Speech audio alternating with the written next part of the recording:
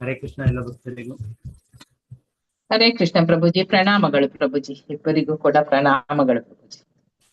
ಹರಿಸ್ಮತಿ ಪ್ರಭು ಅವರು. ಹರೇ ಕೃಷ್ಣ ಪ್ರಭುಜಿ, ದಂಡೋತ್ ಪ್ರಣಾಮ ಪ್ರಭುಜಿ. ಹರೇ ಕೃಷ್ಣ. ಧನ್ಯವಾದ ಎಲ್ಲ ವೈಷ್ಣವರಿಗೆ ಧನ್ಯವಾದ ಪ್ರಣಾಮ. ಮುಂಜಾನೆಯ ಶುಭ ವಂದನೆಗಳು. ನಾವು ಜಯರಾಧ ಮಾಧವ ಹಾಡುವ. ಜಯ ರಾಧಾ ಮಾಧವ ಕುಂಜ ವಿಹಾರಿ, ಜಯ ರಾಧಾ ಮಾಧವ ಕುಂಜ ವಿಹಾರಿ, ಜಯ ಗೋಪಿ ಜನ ವಲ್ಲಭ ಗಿರಿವರಧಾರಿ, ಜಯ ಗೋಪಿ ಜನ ವಲ್ಲಭ ಗಿರಿವರಧಾರಿ, ಯಶೋದನಂದನ ಬ್ರಜ ಜನರಂಜನ, ಯಶೋದನಂದನ ಬ್ರಜ ಜನರಂಜನ, ಯಮುನ ತೀರಾವನಚಾರಿ, ಯಮುನ ತೀರಾವನಚಾರಿ, ಜಯ ರಾಧ ಮಾಧವ ಕುಂಜ ವಿಹಾರಿ, ಜಯ ರಾಧ ಮಾಧವ ಕುಂಜ ವಿಹಾರಿ. ಹರೇ ಕೃಷ್ಣ ಹರೇ ಕೃಷ್ಣ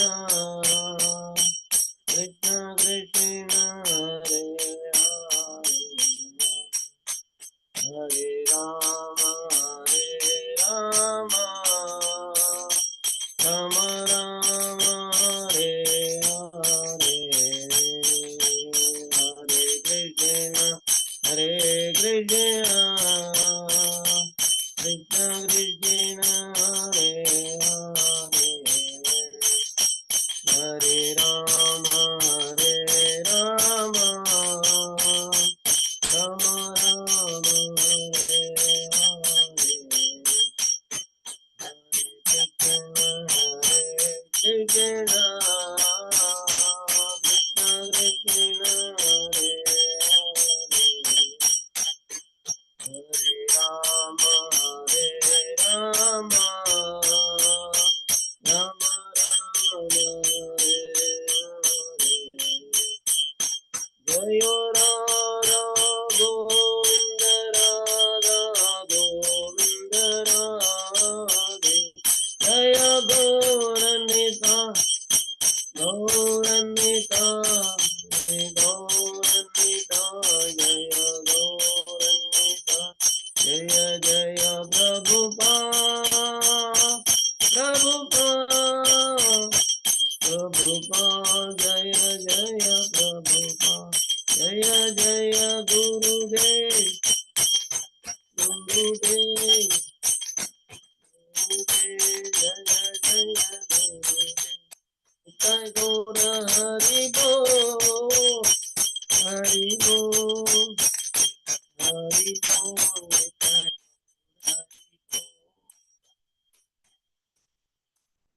ಹರೇ ಕೃಷ್ಣ. ನಾವು ಭಗವದ್ಗೀತಾದ ಒಂದು ಶ್ಲೋಕ ತಗೊಳ್ತೇವೆ. ಜನ್ಮ ಕರ್ಮ ಚ ಮೇ ದಿವ್ಯಂ ಯೋ, ಜನ್ಮ ಕರ್ಮ ಚ ಮೇ ದಿವ್ಯಂ ಏವಂ ಯೋ ವ್ಯಕ್ತಿ ತತ್ವತಃ ತ್ಯಕ್ತಾ ದೇಹಂ ಪುನರ್ಜನ್ಮ ನೈತಿ ಮಾಮೇತಿ ಸೋ ಅರ್ಜುನ, ತ್ಯಕ್ತಾ ದೇಹಂ ಪುನರ್ಜನ್ಮ ನೈತಿ ಮಾಮೇತಿ ಸೋ ಅರ್ಜುನ, ಜನ್ಮ ಕರ್ಮ ಚ ಮೇ ದಿವ್ಯಂ ಏವಂ ಯೋ ವ್ಯಕ್ತಿ ತತ್ವತಃ ತ್ಯಕ್ತಾ ದೇಹಂ ಪುನರ್ಜನ್ಮ ನೈತಿ ಮಾಮೇತಿ ಸೋ ಅರ್ಜುನ. ಇದು ವರ್ಡ್ ಟು ವರ್ಡ್ ಅನುವಾದ. ಜನ್ಮ ಹುಟ್ಟನ್ನು, ಕರ್ಮ ಕಾರ್ಯವನ್ನು, ಚ ಕೂಡ, ಮೇ ನನ್ನ, ದಿವ್ಯ ಅಲೌಕಿಕವಾದ, ಏವಂ ಹೀಗೆ, ಯಾರ ವ್ಯಕ್ತಿ ತಿಳಿದಿರುತ್ತಾನೋ, ತತ್ವತಃ ನೈಜತೆಯಲ್ಲಿ, ವ್ಯಕ್ತ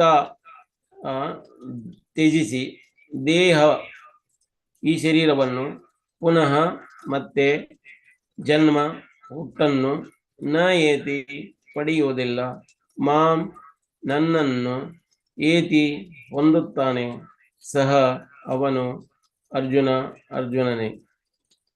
ಅನುವಾದ: ಅರ್ಜುನನೇ, ಯಾರು ಹೀಗೆ ನನ್ನ ಹುಟ್ಟಿನ ಮತ್ತು ಕರ್ಮಗಳ ದಿವ್ಯ ಸ್ವರೂಪವನ್ನು ಯಥಾರ್ಥವಾಗಿ ತಿಳಿದುಕೊಳ್ಳುತ್ತಾರೋ ಅವರು ದೇಹ ತ್ಯಾಗ ಮಾಡಿದ ನಂತರ ಮತ್ತೆ ಈ ಐಹಿಕ ಜಗತ್ತಿನಲ್ಲಿ ಹುಟ್ಟುವುದಿಲ್ಲ. ಅವರು ನನ್ನ ನಿತ್ಯ ನಿವಾಸಕ್ಕೆ ಬರುತ್ತಾರೆ. ಓಂ ಅಜ್ಞಾನತಿಮಿರಾಂಧಸ್ಯ ಜ್ಞಾನಾಂಜನಶಲಾಕಯ ಚಕ್ಷುರುನ್ಮೀಲಿತಂ ಯೇನ ತಸ್ಮೈ ಶ್ರೀ ಗುರವೇ ನಮಃ. ಶ್ರೀಚೈತನ್ಯ ಮನೋಭೀಷ್ಟಂ ಸ್ಥಾಪಿತಂ ಯೇನ ಭೂತಲೆ ಸ್ವಯಂ ರೂಪ ಕದಾ ಮಹ್ಯಂ ದದಾತಿ ಸ್ವಪದಾಂತಿಕಂ.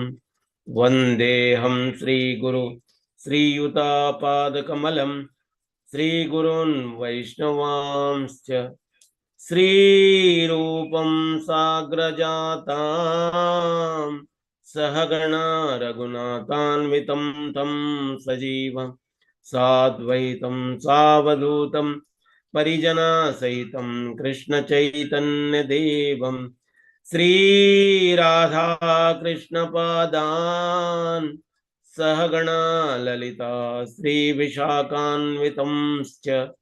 ಹೇ ಕೃಷ್ಣ ಕರುಣಾ ಸಿಂಧು ದೀನಬಂಧೋ ಜಗತ್ಪತೆ ಗೋಪೇಶ ಗೋಪಿಕಾಕಾಂತ ರಾಧಾಕಾಂತ ನಮೋಸ್ತುತೆ.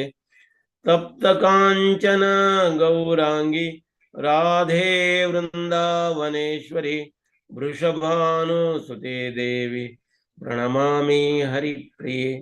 ವಾಂಛಕಲ್ಪತರುಭ್ಯಶ್ಚ ಕೃಪಾ ಸಿಂಧುಭ್ಯೇವ ಚ ಪತಿತಾನಾಂ ಪಾವನೇಭ್ಯೋ ವೈಷ್ಣವೇಭ್ಯೋ ನಮೋ ನಮಃ. ಶ್ರೀಕೃಷ್ಣ ಚೈತನ್ಯ ಪ್ರಭು ನಿತ್ಯಾನಂದ ಶ್ರೀ ಅದ್ವೈತ ಗದಾಧರ್ ಶ್ರೀವಾಸಾದಿ ಗೌರಭಕ್ತವೃಂದ. ಹರೇ ಕೃಷ್ಣ ಕೃಷ್ಣ ಕೃಷ್ಣ ಹರೇ ಹರೇ, ಹರೇ ರಾಮ ರಾಮ ರಾಮ ಹರೇ ಹರೇ. ಹರೇ ಕೃಷ್ಣ. ನೀವೆಲ್ಲ ವೈಷ್ಣವರು, ದಯಮಾಡಿ ನಮಗೆ ಆಶೀರ್ವಾದ ಮಾಡಿ, ಪ್ರಾರ್ಥನಾ ಮಾಡಿ. ಹರೇ ಕೃಷ್ಣ. ಹರೇ ಕೃಷ್ಣ. ಪ್ರಣಾಮಗಳು ಪ್ರಭುಜಿ. ಹರೇ ಕೃಷ್ಣ. ಭಾವಾರ್ಥ ಪ್ರಭುಪಾದ ಅವರಿಂದ: ಭಗವಂತನು ತನ್ನ ನಿತ್ಯ ನಿವಾಸದಿಂದ ಇಳಿದು ಬರುವುದನ್ನು 6ನೇ ಶ್ಲೋಕದಲ್ಲಿ ವಿವರಿಸಿದೆ. ದೇವೋತ್ತಮ ಪರಮ ಪುರುಷನ ಅವತಾರದ ಸತ್ಯವನ್ನು ಅರ್ಥ ಮಾಡಿಕೊಂಡವನು ಆಗಲೇ ಐಹಿಕ ಬಂಧನದಿಂದ ಮುಕ್ತನಾಗಿದ್ದಾನೆ. ಆದುದರಿಂದ ಈಗಿನ ಭೌತಿಕ ಶರೀರವನ್ನು ತ್ಯಜಿಸಿದ ಕೂಡಲೇ ಅವನು ಭಗವಂತನ ಸಾಮ್ರಾಜ್ಯಕ್ಕೆ ಹಿಂತಿರುಗುತ್ತಾನೆ. ಐಹಿಕ ಬಂಧನದಿಂದ ಹೀಗೆ ಮುಕ್ತನಾಗುವ ಜೀವಿಗೆ ಸುಲಭವೇನಲ್ಲ. ನಿರಾಕಾರವಾದಿಗಳು ಮತ್ತು ಯೋಗಿಗಳು ಬಹಳ ಕಷ್ಟಪಟ್ಟು ಹಲವಾರು ಜನ್ಮಗಳ ಅನಂತರ ಮುಕ್ತಿಯನ್ನು ಪಡೆಯುತ್ತಾರೆ. ಆಗಲೂ ಅವರು ನಡೆಯುವ ಮುಕ್ತಿ ಎಂದರೆ ಭಗವಂತನ ನಿರಾಕಾರ ಬ್ರಹ್ಮಜ್ಯೋತಿಯಲ್ಲಿ ಲೀನವಾಗುವುದು. ಇದು ಭಾಗಶಃ ಮುಕ್ತಿ. ಅವರು ಮುಂದೆ ಈ ಐಹಿಕ ಜಗತ್ತಿಗೆ ಹಿಂದಿರುಗುವ ಅಪಾಯ ಇದ್ದೇ ಇರುತ್ತದೆ. ಆದರೆ ಭಕ್ತನು ಭಗವಂತನ ದೇಹ ಮತ್ತು ಕರ್ಮಗಳ ದಿವ್ಯ ಸ್ವರೂಪವನ್ನು ಅರ್ಥ ಮಾಡಿಕೊಂಡರೆ ಸಾಕು. ಆತನು ಈ ದೇಹವನ್ನು ಬಿಟ್ಟ ಅನಂತರ ಭಗವಂತನ ನಿವಾಸವನ್ನು ಸೇರುತ್ತಾನೆ. ಈ ಐಹಿಕ ಜಗತ್ತಿಗೆ ಹಿಂತಿರುಗುವ ಅಪಾಯವೂ ಇರುವುದಿಲ್ಲ. ಬ್ರಹ್ಮ ಸಂಹಿತೆಯಲ್ಲಿ 5.33 ಭಗವಂತನಿಗೆ ಹಲವಾರು ರೂಪಗಳು ಅವತಾರಗಳು ಉಂಟು ಎಂದು ಹೇಳಿದೆ. ಅದ್ವೈತಮಚ್ಯುತಮನಾದಿ ಅನಂತ ರೂಪಂ ಆದ್ಯಂ ಪುರಾಣ ಪುರುಷಂ ನವಯೌವನಂ ಚ ವೇದೇಶು ದುರ್ಲಭಮ ಆತ್ಮ ಭಕ್ತೋ ಗೋವಿಂದಮಾದಿ ಪುರುಷಂ ತಮಹಂ ಭಜಾಮಿ ಅಂತ ಹೇಳ್ತಾರೆ. ಭಗವಂತನ ಅನೇಕ ದಿವ್ಯ ರೂಪಗಳಿದ್ದರೂ ಅವೆಲ್ಲ ಒಂದೇ. ದೇವೋತ್ತಮ ಪರಮ ಪುರುಷನು ಒಬ್ಬನೇ. ಇದು ಪ್ರಾಪಂಚಿಕ ಮನಸ್ಸಿನ ವಿದ್ವಾಂಸರಿಗೂ ಅನುಭವಗಮ್ಯ, ತತ್ವಶಾಸ್ತ್ರಜ್ಞರಿಗೂ ಅರ್ಥವಾಗುವುದಿಲ್ಲ. ಆದರೂ ನಾವು ಇದನ್ನು ದೃಢ ಮನಸ್ಸಿನಿಂದ ಅರ್ಥ ಮಾಡಿಕೊಳ್ಳಬೇಕು. ವೇದಗಳಲ್ಲಿ ಪುರುಷ ಬೋಧನಿ ಉಪನಿಷತ್ತು ಹೇಳಿರುವಂತೆ ಏಕೋ ದೇವೋ ನಿತ್ಯಲಾನುರುಕ್ತೋ ಭಕ್ತವ್ಯಾಪಿ ರುದ್ಯಂತರಾತ್ಮ, ಒಬ್ಬನೇ ಆದ ದೇವೋತ್ತಮ ಪರಮ ಪುರುಷನು ತನ್ನ ಪರಿಶುದ್ಧ ಭಕ್ತರೊಂದಿಗೆ ಅನೇಕ ದಿವ್ಯ ರೂಪಗಳಲ್ಲಿ ನಿರಂತರವಾಗಿ ಲೀಲೆಗಳಲ್ಲಿ ತೊಡಗಿರುತ್ತಾನೆ. ವೇದದ ಈ ಮಾತನ್ನು ಸ್ವತಃ ಭಗವಂತನೇ ಗೀತೆಯ ಈ ಶ್ಲೋಕದಲ್ಲಿ ದೃಢಪಡಿಸುತ್ತಾನೆ. ಯಾರು ವೇದಗಳ ಪ್ರಮಾಣವನ್ನು ಒಪ್ಪಿ ದೇವೋತ್ತಮ ಪರಮ ಪುರುಷನ ಪ್ರಮಾಣವನ್ನು ಒಪ್ಪಿ ಈ ಸತ್ಯವನ್ನು ಸ್ವೀಕರಿಸುತ್ತಾನೋ, ಯಾರು ಊಹಾತ್ಮಕ ಚಿಂತನೆಗಳಲ್ಲಿ ಕಾಲವನ್ನು ವ್ಯರ್ಥ ಮಾಡುವುದಿಲ್ಲವೋ, ಅವನು ಮುಕ್ತಿಯ ಅತ್ಯುನ್ನತ ಪರಿಪೂರ್ಣ ಸ್ಥಿತಿಯನ್ನು ತಲುಪುತ್ತಾನೆ. ಶ್ರದ್ಧೆಯಿಂದ ಈ ಸತ್ಯವನ್ನು ಸ್ವೀಕರಿಸಿದರೆ ಸಾಕು, ಮನುಷ್ಯನು ನಿಶ್ಚಯವಾಗಿಯೂ ಮುಕ್ತಿಯನ್ನು ಸಾಧಿಸುತ್ತಾನೆ. ತತ್ವಮಸಿ ಎನ್ನುವ ವೇದದ ಮಾತು ಇಲ್ಲಿ ವಾಸ್ತವವಾಗಿ ಅನುಭವವಾಗುತ್ತದೆ. ಯಾರು ಶ್ರೀಕೃಷ್ಣನೇ ಪರಮೋನ್ನತನೆಂದು ಅರ್ಥ ಮಾಡಿಕೊಳ್ಳುತ್ತಾನೋ, ಅಥವಾ ಭಗವಂತನಿಗೆ ನೀನೇ ಪರಬ್ರಹ್ಮನು ದೇವೋತ್ತಮ ಪುರುಷನು ಎಂದು ಹೇಳುತ್ತಾನೋ, ಅವನು ನಿಶ್ಚಯವಾಗಿಯೂ ಆ ಕ್ಷಣವೇ ಮುಕ್ತಿ ಪಡೆಯುತ್ತಾನೆ. ಆದ್ದರಿಂದ ಭಗವಂತನ ದಿವ್ಯ ಸಹವಾಸವು ಅವನಿಗೆ ಲಭ್ಯವಾಗುವುದು ಖಚಿತ. ಬೇರೆ ಮಾತುಗಳಲ್ಲಿ ಹೇಳುವುದಾದರೆ ಭಗವಂತನು ಇಂತಹ ನಿಷ್ಠ ಭಕ್ತನು ಪರಿಪೂರ್ಣತೆಯನ್ನು ಸಾಧಿಸುತ್ತಾನೆ. ಇದನ್ನು ಕೆಳಗಿನ ವೇದ ವಾಕ್ಯವೂ ದೃಢಪಡಿಸುತ್ತದೆ. ತಮೇವ ವಿದಿತ್ವಾತಿ ಮೃತ್ಯುಮೇತಿ ನಾಣ್ಯಃ ಪನಃ ವಿದ್ಯತೆ ಏನಾಯ. ದೇವೋತ್ತಮ ಪರಮ ಪುರುಷನಾದ ಭಗವಂತನನ್ನು ತಿಳಿದುಕೊಂಡ ಮಾತ್ರದಿಂದಲೇ ಮನುಷ್ಯನು ಹುಟ್ಟು ಸಾವುಗಳಿಂದ ಪಾರಾಗಿ ಮುಕ್ತಿಯ ಪರಿಪೂರ್ಣ ಸ್ಥಿತಿಯನ್ನು ತಲುಪಬಹುದು. ಉಪನಿಷತ್ತು 3.8 ಹೇಳಿದ್ದು ಬೇರೆ ದಾರಿಯೇ ಇಲ್ಲ ಎನ್ನುವುದರ ಅರ್ಥ ಕೃಷ್ಣನನ್ನು ದೇವೋತ್ತಮ ಪರಮ ಪುರುಷನೆಂದೇ ಅರಿಯುವುದನ್ನು ಖಂಡಿತವಾಗಿಯೂ ತಮೋಗುಣದಲ್ಲಿದ್ದಾನೆ ಎಂದು. ಕೃಷ್ಣನು ದೇವೋತ್ತಮ ಪರಮ ಪುರುಷನೆಂದು ಅರಿಯುವುದನ್ನು ಖಂಡಿತವಾಗಿ ತಮೋಗುಣದಲ್ಲಿದ್ದಾನೆಂದು. ಅವನು ಜೇನುತುಪ್ಪದ ಶೀಶೆಯ ಹೊರಭಾಗವನ್ನು ನೆಕ್ಕಿದ ಮಾತ್ರಕ್ಕೆ, ಎಂದರೆ ಭಗವದ್ಗೀತೆಯ ಐಹಿಕ ವಿದ್ವತ್ತಿಗೆ ಅನುಗುಣವಾಗಿ ವ್ಯಾಖ್ಯಾನ ಮಾಡಿದ ಮಾತ್ರಕ್ಕೆ ಮುಕ್ತಿಯನ್ನು ಪಡೆಯಲಾರನು. ಇಂತಹ ಅನುಭವಗಮ್ಯ ತತ್ವಶಾಸ್ತ್ರಜ್ಞರು ಐಹಿಕ ಜಗತ್ತಿನಲ್ಲಿ ಬಹುಮುಖ್ಯ ಪಾತ್ರಗಳನ್ನು ವಹಿಸಬಹುದು. ಆದರೆ ಅವರು ಮುಕ್ತಿಗೆ ಅರ್ಹರಾಗಿಯೇ ಆಗುತ್ತಾರೆ ಎಂದೇನೂ ಇಲ್ಲ.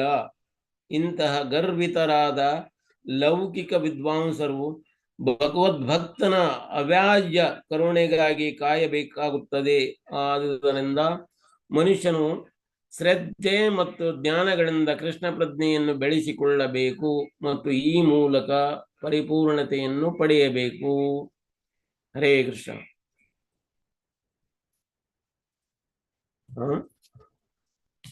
ಇಲ್ಲಿ ತತ್ವತಃ ಅಂದ್ರೆ ಹೆಂಗೈತೆ ಹಂಗ. ಪ್ರಭುಪಾದ ಅವರು ಭಗವದ್ಗೀತದ ಮೇಲೆ ಬರೆದಿದ್ದಾರೆ, ಯಥಾರೂಪ ಹೆಂಗೈತೆ ಹಂಗ, ಯಾಸ್ ಇಟ್ ಈಸ್, ಜಸೆಯಾ ತಸಿ. ಹೆಂಗೈತೆ ಹಂಗನ ನಾವು ಅರ್ಥ ಮಾಡ್ಕೊಳ್ಳಿಕ್ಕೆ ಪ್ರಯತ್ನ ಮಾಡಬೇಕು. ನಮ್ಮ ಮನಮಾನಿ ಕಲ್ಪನೆಗಳನ್ನ ಅದರಲ್ಲೇ ತುರುಕುವುದು ಬೇಡ. ಯಾರು ತತ್ವತ ಅರ್ಥ ಮಾಡಿಕೊಳ್ತಾರೋ ಅವರು ಮುಕ್ತಿ ಆಲ್ರೆಡಿ ಹಾದಿಯಲ್ಲಿ ಇದ್ದಾರೆ. ಅದನ್ನ ಪ್ರಭು ಭಗವಾನ್ ಸ್ವಯಂ ಅದರ ಶ್ಲೋಕದಲ್ಲೇ ಹೇಳ್ತಾರೆ. ನಾವು ಆಕ್ಚುಲಿ ಈ ಕ್ಲಾಸು ತತ್ವತಃ ಅನ್ನುವಂಥ ಶಬ್ದದ ಮೇಲೆ ಇದನ್ನು ನಿರ್ಧಾರ ಮಾಡಲಿಕ್ಕೆ ಪ್ರಯತ್ನ ಮಾಡಿದ್ವಿ. ಬಲರಾಮ್ ಜಯಂತಿ ಟೈಮ್ನಲ್ಲಿ ಈ ಕ್ಲಾಸನ್ನು ಪ್ರಿಪೇರ್ ಮಾಡಿದ್ದೆ. ಅದಕ್ಕೆ ಆ ಟೈಮ್ನಲ್ಲಿ ನಿಮಗೆ ಈ ಕ್ಲಾಸ್ ಕೊಡ್ಲಿಕ್ಕೆ ಆಗಲಿಲ್ಲ. ಅದನ್ನೇ ಇವಾಗ ನಾವು ರಿಪೀಟ್ ಮಾಡಬೇಕು ಅನ್ನುವಂಥ ಉದ್ದೇಶ. ನಾವೆಲ್ಲ ಭಗವಾನ್ ಜಯಂತಿ ಆಚರಣೆ ಮಾಡ್ತೀವಿ ಅಂದ್ರೆ ಜನರು ಶಾಕ್ ಆಗ್ತಾರೆ. ಭಗವಾನನು ಕೂಡ ಜಯಂತಿ ಉಂಟ ಅಂದ್ರೆ ಭಗವಾನನು ಕೂಡ ಹುಡ್ತಾನ. ಇಸ್ಕಾನ್ ಅವರು ಬಹಳ ಪರ್ಸನಲ್, ಅಂದ್ರೆ ಭಗವಾನ್ ಜಯಂತಿ ಮಾಡ್ತಾರೆ, ರಾಧಾಷ್ಟಮಿ ಮಾಡ್ತಾರೆ, ರಾಮನವಮಿ ಮಾಡ್ತಾರೆ. ಅಷ್ಟೇ ಅಲ್ಲ, ಭಗವಾನ್ ಜಯಂತಿ ಆಯ್ತು, ಈಗ ಭಗವಾನ್ ಬಡವಾಯಿ ಯಾರು ಬಲರಾಮ್ಜಿಯ ಬರ್ತ್ಡೇನು ಕೂಡ ನಾವು ಮಾಡ್ತೇವೆ. ಜನರು ಇನ್ನೊಂದು ಬಿಗ್ ಶಾಕ್ ಆಗ್ತದೆ ಅವ್ರಿಗೆ. ಭಗವಾನ್ ಜಯಂತಿ, ಅದರ ಮೇಲೆ ಬಡಬಾಯಿಯ ಜಯಂತಿ. ಬಡಬಾಯಿ ಯಾರು? Balram unlimited reservoir of the energy. ಈ ಜಗತ್ತಿನೊಳಗೆ ಏನೆಲ್ಲ ಶಕ್ತಿ ಇದೆ, ಆ ಶಕ್ತಿಯ ಮೂರ್ತಿ ರೂಪ ಯಾರು? ಅದನ್ನ ಬಲರಾಮ್ಜಿ. ಯಾವುದೇ ಶಕ್ತಿ ಇರಲಿ, ಅದು ಆ ಶಕ್ತಿಯ ಮೂಲ ರೂಪ ಯಾರು? ಬಲರಾಮ್ಜಿ. ಪ್ರತಿ ಶನಿವಾರ ಲಂಡನ್ ನಲ್ಲಿ ಮೋಸ್ಟ್ ಅಮೇಜಿಂಗ್ ಡೇ ಅಂತ ಆಚರಣೆ ಮಾಡ್ತಾರೆ. ಯಾಕಂದ್ರೆ ಅಲ್ಲಿ ಕೀರ್ತನೆ ಮಾಡ್ತಾರೆ ಭಕ್ತರೆಲ್ಲ. ಅಲ್ಲಿ ಒಬ್ರು ಬ್ರಹ್ಮಚಾರಿ ಕೀರ್ತನೆ ಮಾಡ್ಬೇಕಾದ್ರೆ ಅವ್ರು ಹಿಂಗ ಹಾಸಿ ಹೋಗ್ಬೇಕಾದ್ರೆ, ಕೀರ್ತನೆ ಮಾಡ್ತಾ ನಾವು ನಗರ ಕೀರ್ತನೆ ಮಾಡ್ತಾ ಹೋಗ್ಬೇಕಾದ್ರೆ, ರಸ್ತೆಯಲ್ಲಿ ಹೋಗ್ಬೇಕಾದ್ರೆ ಹೋಗ್ತೀವಲ್ಲ, ಅದೇ ರೀತಿ ಅವರು ಹೋಗ್ತಾ ಇದ್ರು. ಅಲ್ಲಿ ಒಂದು ರಸ್ತದ ಬಾಜುನೇ ಒಂದು ಕಂಬ, ಆ ಕಂಬಕ್ಕೆ ಹೋಗಿ ಅವರು ನೋಡೋದನ್ನ ಡಿಕ್ಕಿ ಹೊಡೆದ್ರು. ಯಾಕೆ? ಅದು ಇದು ಗುಮಟೆ ಆಯ್ತು ಒಂದು ಬಡ್ದದ್ದು. ಆಮೇಲೆ ಮೂರನೇ ದಿನ ಅವ್ರದ್ದು ಕ್ಲಾಸ್ನಲ್ಲಿ ಅದನ್ನ ಮುಚ್ಕೊಂಡು ಅದನ್ನ ಕ್ಲಾಸ್ ಮಾಡ್ಬೇಕು ನೋಡಿದ್ರು, ಅದು ಕಾಣ್ತಾ ಇತ್ತು. ಏನಾಗಿದೆ ಅಂತ ಎಲ್ಲರೂ ಕೇಳ್ತಾ ಇದ್ರು. ಅವಾಗ ಹೇಳಿದ್ರು ಅವರು, ಕ್ಲಾಸ್ನಾಗ ಹೇಳಾಕತ್ತಾರ, ನಾವು ಕೀರ್ತನೆ ಮಾಡ್ತಾ ಹೋದ್ವಲ್ಲ, ಆ ಲಿಕ್ಕರ್ ಶಾಪ್ ಏನೈತಲ್ಲ, ಲಿಕ್ಕರ್ ಶಾಪ್ ಅಂದ್ರ ಶರಾಯಿ ಅಂಗಡಿ ಏನಿದಲ್ಲ, ಮೊದಲು ನಾನು ಅದ ಅಂಗಡಿಯಲ್ಲಿ ಹೋಗಿ ಶರಾಯಿ ಕುಡಿಲಿಕ್ಕೆ ಹೋಗ್ತಾ ಇದ್ದೆ. ನಾ ಅಲ್ಲಿ ಹೋದ ಕೂಡಲೇ ಒಂದ್ ಸ್ವಲ್ಪ ಕೀರ್ತನೆ ಮಾಡ್ಬೇಕಾದ್ರೆ ಮರ್ತು ಹೋಯ್ತಾರೆ ನನಗೆ. ಅದು ನಾನ ಮರ್ತು ಹೋದೆ. ಅದಕ್ಕೆ ನಾನು ನೋಡೋದನ್ನ ಹೋಗಿ ಡಿಕ್ಕಿ ಹೊಡೆದೆ. ಅವಾಗ ನಮ್ಗೆ ಎಚ್ಚರ ಆಯ್ತು ಅಂತ. ಅಂದ್ರೆ ನಾವು ಹಿಂದಿನದನ್ನ ನೆನಪು ಮಾಡ್ಕೊಳ್ಳಿಕ್ಕೆ ಪ್ರಯತ್ನ ಮಾಡಿದೆ. ಹೆಂಗಂದ್ರೆ ಹಿಂದಿನ ಒಂದು ಕರ್ಮ ಫಲಗಳೇನದವಲ್ಲ, ನಮ್ಗದು ಅದರ ಪ್ರಭಾವ ಮಾಡ್ತದ ಅಂತ. ಹೇಗೆ ಅಂದ್ರೆ, ಒಬ್ಬ ಡ್ರೈವರು ಓನರ್ನ ಕುದಿಸ್ಕೊಂಡು ಡ್ರೈವಿಂಗ್ ಮಾಡ್ತಾ ಇದ್ದಾನೆ. ಕಾರ್ ಡ್ರೈವಿಂಗ್ ಮಾಡ್ತಾ ಹೋದ.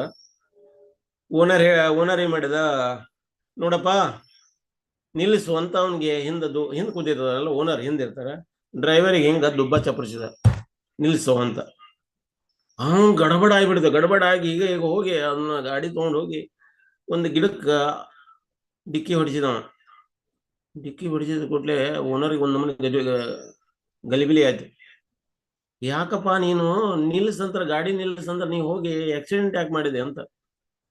ಡ್ರೈವರ್ ಹೇಳಿದ, ನೋಡ್ರಿ ಮಾಲಕ್ರ, ನಾನು ಇದನ್ ಗಾಡಿ ವ್ಯಾನ್ ಓಡಿಸವಾಗಿದ್ದೆ. ಯಾವ ಗಾಡಿ?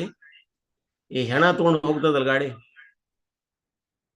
ಹೆಣ ಎತ್ಕೊಂಡು ಹೋಗುವಂತ ಗಾಡಿನ ಓಡಿಸವಾಗಿದ್ದ ಆ ಡ್ರೈವರ್ ಇದ್ದ. ಅದು ಇನ್ನೂ ಮೈಂಡ್ ಸೆಟ್ನೊಳಗೆ ಅದು ಹಾಗೆ ಕೂತ್ಕೊಂಡ್ಬಿಟ್ಟಿದೆ.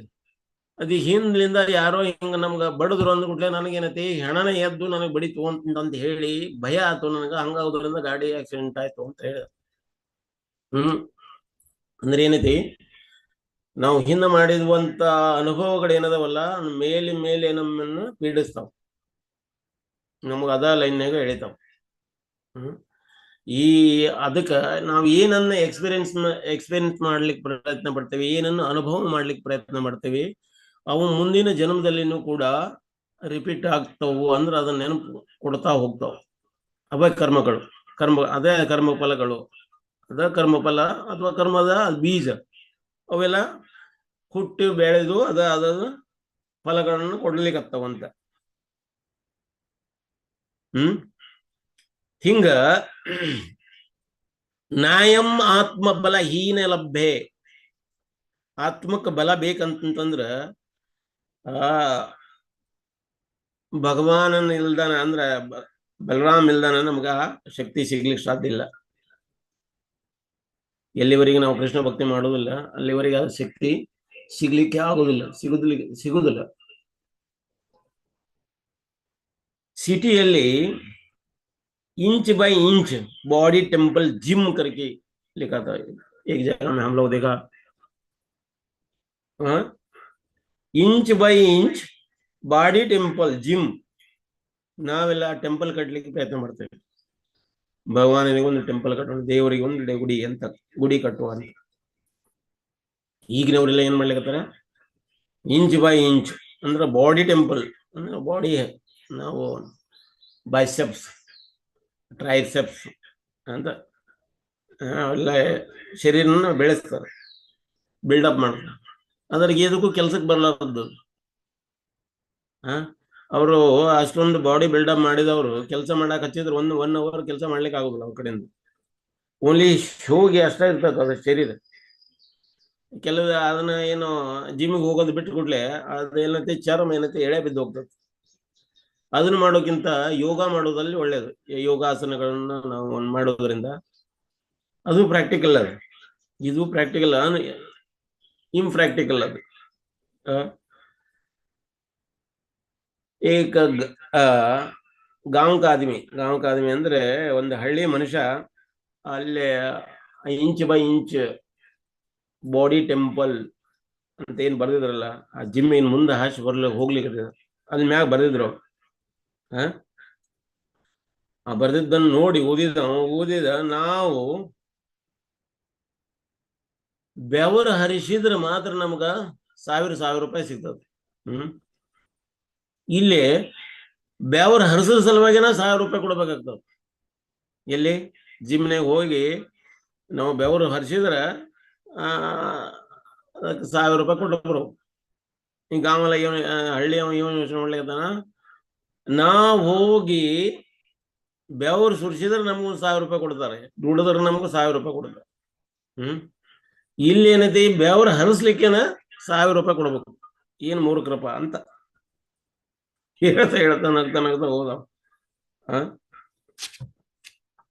ಹಿಂಗ ನಾವು ದೇವರಿಗೆ ಗುಡಿ ಕಟ್ಟಿದ್ರ ಇವರು ಶರೀರನ ಗುಡಿನ ಮಾಡ್ಲಿಕ್ಕೆ ನೋಡ್ಲಿಕ್ಕತ್ತಾರ. ಕರೆಕ್ಟ್, ಶರೀರ ಗುಡಿ ಆಗ್ಬೇಕು. ಅಲ್ಲಿ ಭಾವನೆಗಳು ಯಾವ ರೀತಿ ತುಂಬಬೇಕು, ಭಾವನೆಗಳು ಯಾವ ಇರ್ಬೇಕು, ಕೃಷ್ಣ ಪ್ರಜ್ಞಾ ಭಾವನೆ ಇದ್ರೆ ಮಾತ್ರ ಅದು ಗುಡಿ ಆಗ್ತದೆ. ಇಲ್ಲಾಂದ್ರೆ ಗುಡಿ ಆಗುದಿಲ್ಲ. ಇಲ್ಲಾಂದ್ರೆ ದೆವ್ವದ ಗುಡಿ. ಖಾಲಿ ಮನಸ್ಸು ದೆವ್ವದ ಕಪಾಟು ಅಂತ ಹೇಳ್ತಾರಲ್ಲ, ಹಾಗೆ ಆ ಖಾಲಿ ಮನಸ್ಸನ್ನು ಹೊಂದಿರುವಂತ ಈ ಶರೀರ ಕೂಡ ದೆವ್ವದ ಕಪಾಟವೇ. ಕೃಷ್ಣ ಮೂಲ, ಕೃಷ್ಣನಿಂದ ಬೇರೆ ಬೇರೆ ಶಕ್ತಿಗಳು ಬರ್ತಾವೆ ಅಂತ ನಾವು ಹಿಂದಿನ ಒಂದು ರಾಧಾಷ್ಟಮಿಯ ಕ್ಲಾಸನ್ನಲ್ಲಿ ನಾವು ಹೇಳಿದ್ವಿ. ಕೃಷ್ಣ ನಂತರ ಬಲರಾಮ ಅಂದ್ರೆ ಕೃಷ್ಣ ಬಲರಾಮ ಆಗಿ ತನ್ನ ಶಕ್ತಿಯನ್ನ ಪ್ರವರ್ತಿಸ್ತಾರೆ. ಬಲರಾಮ ಸಂಕರ್ಷಣನಾಗಿ, ಬಲರಾಮಗ ಇನ್ನೊಂದು ಹೆಸರು ಕೂಡ ಸಂಕರ್ಷಣ. ಬಲರಾಮನಿಂದ ವಾಸುದೇವ, ಸಂಕರ್ಷಣ, ಅನಿರುದ್ಧ, ಪ್ರದ್ಯುಮ್ನ ಅಂತ ಈ 4 ವಿಭಾಗಗಳು ಹೊರಗೆ ಬರ್ತಾವೆ. ಮತ್ತೊಂದು ವಿಭಾಗ ಮತ್ತೆ ವಾಸುದೇವ, ಸಂಕರ್ಷಣ, ಅನಿರುದ್ಧ, ಪ್ರದ್ಯುಮ್ನ ಅಂತ. ಹಿಂಗ ಬಲರಾಮ್ಜಿಯ ಅವತಾರಗಳು ಕೂಡ ಬರ್ತಾವೆ. ಬಲರಾಮ್ಜಿ ಅನಂತ ಶೇಷ, ಅನ್ಯೂಮರಬಲ್ ಯೂನಿವರ್ಸಸ್ ಅವನ ತಲೆ ಮೇಲೆ ಹೊತ್ಕೊಂಡಿದ್ದಾನೆ. ಅನಂತ ಶೇಷ. ನೋಡಿ, ನಾವು ಗ್ರಾವಿಟೇಷನಲ್ ಫೋರ್ಸ್ ಅಂತ ಹೇಳ್ತೀವಿ. ಭೂ ಗುರುತ್ವಾಕರ್ಷಕ ಶಕ್ತಿ. ನಾವು ಯಾವುದೇ ಒಂದು ವಸ್ತುವನ್ನ ಹಿಂಗ್ ಮೇಲೆ ಹೋಗಿದ್ರೆ ಅದು ಕೆಳಗೆ ಬೀಳ್ತದೆ. ಗಿಡದಲ್ಲಿ ಹಣ್ಣುಗಳು ಏನ್ ಮಾಡ್ತಾವ, ಅದು ಹಣ್ಣಾತಂದ್ರೆ ಅದು ಕೆಳಗಡೆ ಬೀಳ್ತದೆ. ಈಗ ಹಕ್ಕಿಗೇನೋ ಗಾಯ ಅಥವಾ ಏನೋ ಆತಂತಂದ್ರೆ ಅದು ಕೆಳಗಡೆ ಬೀಳ್ತದೆ. ಅಂದ್ರೆ ಮೇಲೆ ನಾವು ಯಾವುದೇ ವಸ್ತುವನ್ನು ಒಗೆದಿದ್ದು ಅದು ಕೆಳಗೆ ಬಿದ್ದೇ ಬೀಳ್ತದೆ ಅಂತ. ನಮ್ಗ ಒಂದು ಸ್ಕೂಲ್ನಲ್ಲಿ ಇರ್ಬೇಕಾದ್ರೆ ಒಂದು ಇದಿತ್ತು, ಸೂರ್ಯನ ಬಗ್ಗೆ ಒಂದು ಇದನ್ನ ಹೇಳ್ತಿದ್ರು. ಅದ್ರಾಗ ಹೇಳ್ತಾನೆ, ಏರುವನು ರವಿ ಏರುವನು ಬಾನದೆತ್ತರಿಗೆ, ಏರಿದವನು ಕೆಳಗಿಳಿಯಲೇಬೇಕು ಎಂಬ ನೀತಿಯನ್ನು ಸಾರುವನು ಅಂತ ಹಿಂಗೊಂದು ಕವಿತೆ ಇತ್ತು ನಮ್ಗೆ. ಅಂದ್ರೆ ಮ್ಯಾಲೆ ಯಾರು ಏರಿರ್ತಾರ ಅವ್ರು ಕೆಳಗೆ ಇಳಿಲೇಬೇಕು ಅಂತ. ಅಲ್ಲಿ ಅಹಂಕಾರದ ಇದಕ್ಕ ಉದಾಹರಣೆ ಕೊಟ್ಟಿದ್ದಾರೆ. ಯಾವುದೇ ವಸ್ತುಗಳು ಮೇಲೆ ಮೇಲೆ ಹೋಗ್ತಾವ, ಮೇಲೆ ಹೋಗಿದ್ರೆ ಕೆಳಗೆ ಬೀಳಲೇಬೇಕು. ಈಗ ನಾವು ವಿಮಾನ ಮೇಲೆ ಹಾರಿಸ್ತಾ ಇದ್ದೀವಿ, ಅದು ಮತ್ತೆ ಅದು ಫ್ಯೂಲ್ ಕಮ್ಮಿ ಆಗ್ತಂದ್ರೆ ಕೆಳಗೆ ಇಳಿಲೇಬೇಕು. ಕೆಳಗೆ ಇಳಿಲೇಬೇಕು, ಮೇಲೆ ಹಾರ್ತಾನೆ ಇರ್ಲಿಕ್ಕೆ ಆಗುದಿಲ್ಲ. ಅಂದ್ರೆ ಅದು ಏನು ಭೂಮಿ ಎಳಿತಿರ್ತಲ್ಲ ಅದಕ್ಕೆ ಗುರುತ್ವಾಕರ್ಷಣ ಶಕ್ತಿ ಅಂತೀವಿ. ಆ ಗುರುತ್ವಾಕರ್ಷಣದ ಶಕ್ತಿ ಏನಿದೆಯಲ್ಲ ಇದು ಬಲರಾಮದ. ಗುರುತ್ವಾಕರ್ಷಣ ಶಕ್ತಿ, ಈಗ ಪ್ಲಾನೆಟರಿ ಫೋರ್ಸ್ ಅಂತಂದ್ರೆ ಈಗ ಅನೇಕ ಗ್ರಹಗಳು ಈ ಆಕಾಶದೊಳಗ ಅದಾವ, ಮತ್ತು ಆಕಾಶದೊಳಗ ಅದಾವು, ಅವು ತಿರುಗ್ತಾ ಇದಾವ. ಆ ತಿರುಗುವಂತ ಶಕ್ತಿ ಏನೈತಲ್ಲ, ಆ ಶಕ್ತಿ ಕೂಡ ಬಲರಾಮ್ ಶಕ್ತಿ. ಅದಕ್ಕೆ ಅವ್ರು ಕೃಷ್ಣ ಹೇಳ್ತಾನೆ, ಅಹಂ ಬೀಜ ಪ್ರಜಾಪಿತ. ಇಲ್ಲಿ ಬಲ ಅಂದ್ರೆ ಸ್ಟ್ರೆಂಗ್ತ್, ರಾಮ್ ಅಂದ್ರೆ ಪ್ಲೆಜರ್ ಅಂದ್ರೆ ಆನಂದ ಕೊಡವು. ಯಾರಿಗೆ ಆನಂದ ಕೊಡ್ತಾರೆ? ರಾಮನಿಗಾಗಿ ಆನಂದ. ರಾಮ ಯಾರಲ್ಲಿ? ರಾಮ ಅಂದ್ರೆ ಕೃಷ್ಣ. ಕೃಷ್ಣನಿಗಾಗಿ ಆನಂದ ಕೊಡೋಣ. ಕೃಷ್ಣ ಸೇವ್ಯ ಭಗವಾನ್, ಬಲರಾಮ್ ಜಿ ಸೇವಕ್ ಭಗವಾನ್ ಅಂತ. ಸೇವ್ಯ ಭಗವಾನ್, ಸೇವಕ್ ಭಗವಾನ್. ಸೇವ್ಯ ಭಗವಾನ್, ಸೇವಕ್ ಭಗವಾನ್ ಅಂದ್ರೆ ನೋಡಿ, ನಮ್ಮಲ್ಲಿ ಅನೇಕ ಅನರ್ಥಗಳದಾವ. ಅನರ್ಥಗಳಂದ್ರೆ ಷಡ್ ರಿಪುಗಳದಾವು. ಷಡ್ ರಿಪುಗಳಂದ್ರೆ ಕಾಮ, ಕ್ರೋಧ, ಲೋಭ, ಮೋಹ, ಮದ, ಮತ್ಸರ. ಈ ಕಾಮ, ಕ್ರೋಧ, ಲೋಭ, ಮದ, ಮತ್ಸರ ಅದಾವಲ್ಲ, ಇದನ್ನ ತೆಗಿಲಿಕ್ಕೂ ಕೂಡ ಯಾರ ಬಲ ಬೇಕು? ಬಲರಾಮ್ಜಿಯ ಬಲ ಬೇಕು. ಯಾವಾಗ ನಾವು ಹರೇ ಕೃಷ್ಣ ಮಹಾಮಂತ್ರ ಅನ್ಲಿಕ್ಕತ್ತೀವಿ, ಇದನ್ನು ಬಿಡ್ರಿ ಬಿಡ್ರಿ ಬಿಡ್ರಿ ಬಿಡ್ರಿ ಅಂತ ಹೇಳ್ತಾರ. ಯಾರು? ಹೊರಗಿನವರೆಲ್ಲ ಹೇಳ್ತಾರೆ, ಕಾಮ ಬಿಡ್ಬೇಕು, ಕ್ರೋಧ ಬಿಡ್ಬೇಕು, ಲೋಭ ಬಿಡ್ಬೇಕು, ಮದ ಬಿಡಬೇಕು, ಮತ್ಸರ ಬಿಡಬೇಕು. ಇವೆಲ್ಲ ವೈರಿಗಳು, 6 ವೈರಿಗಳು ಅಂತ. ಹೇಗ್ ಬಿಡ್ಬೇಕ್ರಿ? ಬಿಡುದು ಹೆಂಗ್ರಿ? ಅದನ್ನ ಯಾರು ಹೇಳುದಿಲ್ಲ. ಅದನ್ನ ಪ್ರಭುಪಾದ ಅವರು ನಮ್ಗೆ ಹೇಳಿಕೊಟ್ರು. ಹೆಂಗ್ ಬಿಡೋದು ಅಂದ್ರೆ, ಹರೇ ಕೃಷ್ಣ ಕೃಷ್ಣ ಕೃಷ್ಣ ಹರೇ ಹರೇ, ಹರೇ ರಾಮ ರಾಮ ರಾಮ ಹರೇ ಹರೇ. ಯಾವಾಗ ಹರೇ ಕೃಷ್ಣ ಮಹಾಮಂತ್ರ ಹೇಳಲಿಕ್ಕಿರ್ತೀವಿ, ಕ್ರಮೇಣ ನಮ್ಮ ಹೃದಯದಲ್ಲಿ ಅಡಗಿರುವಂತ ಈ ಷಡ್ ರಿಪುಗಳು ಏನದವಲ್ಲ ಹೋಗ್ತಾವ. ಧೀರೆ ಧೀರೆ ಧೀರೆ ಧೀರೆ ಧೀರೆ ಹೊರಗೆ ಹೋಗ್ತಾವ. ಅದಕ್ಕ ಮಂದಿರದಲ್ಲಿ ಶಟಾರಿ ಅಂತ ಹೇಳ್ತಾರೆ. ಷಟ್ಗೋಪನ ಅಂತಾರೆ. ಷಟ್ಗೋಪನ ಅಂತ ಪರಮಾತ್ಮನ ಪಾದದ ಚಿಹ್ನೆ ಇರುವಂತ ಕಿರೀಟ, ಮುಕುಟ ಏನಿರ್ತದಲ್ಲ, ಆ ಮುಕುಟನ ನಮ್ಮ ತಲೆಯ ಮೇಲೆ ಇರ್ತಾರೆ. ಯಾವಾಗ ನಮ್ಗೆ ಈ ಷಡ್ ರಿಪುಗಳು ಇರ್ತಾವಲ್ಲ, ಹುಟ್ಟುತ್ತಲೇನ ಇವು 6 ವಾಯುಗಳು ಶರೀರದೊಳಗೆ, 6 ವಾಯುಗಳು, ಇವೆಲ್ಲ ಕೆಟ್ಟ ವಾಯುಗಳು. ಇವು ಕೆಟ್ಟ ವಾಯುಗಳು ಎಂದವಲ್ಲ, ಅವು ಹೋಗ್ಲಿ ಅಂತ. ಆ ಕೆಟ್ಟ ವಾಯುಗಳಿಂದ ಅನೇಕ ರೋಗಾದಿಗಳು ಬರ್ತವೆ. ನೋವು, ಬೇರೆ ಬೇರೆ ಜಾಯಿಂಟ್ ಪೇನು, ಈ ಮನುಷ್ಯನ ರೋಗಗಳು ಮತ್ತೆ ಶರೀರ ರೋಗಗಳು ಕೂಡ ಇವು 6 ರಿಪುಗಳಿಂದನ ಹೊರಗೆ ಬರ್ತಾವ. ಅವು ಏನೈತಿ, ಮೂಲ ಧಾತುಗಳು ಏನವ, ಕಫವಾತ ಪಿತ್ತಗಳಾಗಿ, ಆ ಕಫವಾತ ಪಿತ್ತಗಳ ಬೇರೆ ಬೇರೆ ರೀತಿ ರೋಗಗಳಾಗಿ ನಮಗೆ ಪರಿಣಮಿಸ್ತವೆ. ಇವು ಮೇನು ನಮಗಿರುವಂತ ಶತ್ರುಗಳು. ಇವನ್ನ ಶಟಾರಿ ನಮಗೆ ಶರೀರದ ತಲೆ ಮೇಲೆ ಅದನ್ನ ಇಟ್ಟಾಗ, ಪರಮಾತ್ಮನ ಪಾದ ತಲೆ ಮೇಲೆ ಇಟ್ಟಾಗ ಏನಾಗುತ್ತೆ, ನಮ್ಮಲ್ಲಿರುವ ಷಟ್ ರಿಪುಗಳು ಏನದಾವಲ್ಲ ಅವು ಥಂಡಾಗ್ತಾವ. ಅದಕ್ಕ ನೀವು ಮಂದಿರಕ್ಕೆ ಹೋದ್ರ, ಆ ಮಂದಿರದಲ್ಲಿ ಷಟ್ಗೋಪ ಏನಿರ್ತದಲ್ಲ ಅದನ್ನ ಧಾರಣ ಮಾಡೋದು ಒಳ್ಳೇದು. ಅವರು ನಾವು ಅಲ್ಲೇ ಏನೋ ಇಡ್ತಾ ಇದಾರೆ, ನಾವು ಇಲ್ಲೇ ನಮಸ್ಕಾರ ಮಾಡಿ ಹೋಗೋಣ, ಮುಂದೆ ಹೋಗಿ ಯಾಕೆ ಅಲ್ಲೇ ಕ್ಯೂನೇ ನಿಂತು ಮಾಡಬೇಕಾಗ್ತದೆ, ಹಿಂಗೆ ಇರ್ತದೆ. ಅದನ್ನ ಕ್ಯೂನಾಗ ನಿಂತರೂ ಕೂಡ ಪರವಾಗಿಲ್ಲ, ಅದನ್ನ ನಾವು ಧಾರಣ ಮಾಡೋದು ಒಳ್ಳೇದು. ಇದರಿಂದ ಏನಾಗ್ತೈತಿ, ನಮ್ಮ ಶರೀರದೊಳಗಿರುವಂತ ಈ ಷಡ್ ರಿಪುಗಳು ಇದಾವಲ್ಲ ಟ್ರೆಂಡ್ ಆಗ್ತಾ ಹೋಗ್ತಾವ ಕ್ರಮೇಣ. ಟೈಮ್ ತಗೊಳ್ತದ. ನಾವು ನಿನ್ನೆ ಮಂದಿರಕ್ಕೆ ಹೋಗಿದ್ವಿ, ನಾವು ತಲೆ ಮೇಲೆ ಇಟ್ಕೊಂಡಿವ್ರಿ, ನಮಗೇನು ಹೊರಕಾಗಿಲ್ರಿ.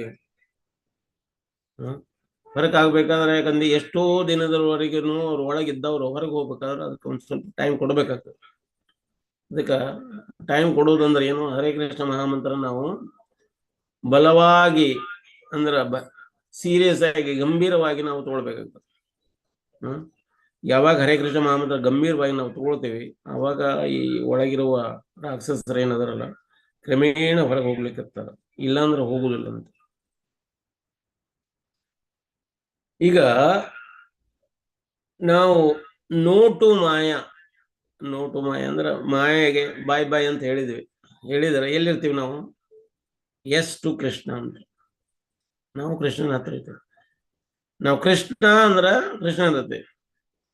ನಾವು ಕೃಷ್ಣನ್ ಬಿಟ್ರೆ ಮತ್ತೆ ಎಲ್ಲಿರ್ತೇವೆ? ಮಾಯೆ. ಇವು ಎರಡ ಜಾಗ ಇರೋದು, ಕೃಷ್ಣ ಮತ್ತು ಮಾಯೆ.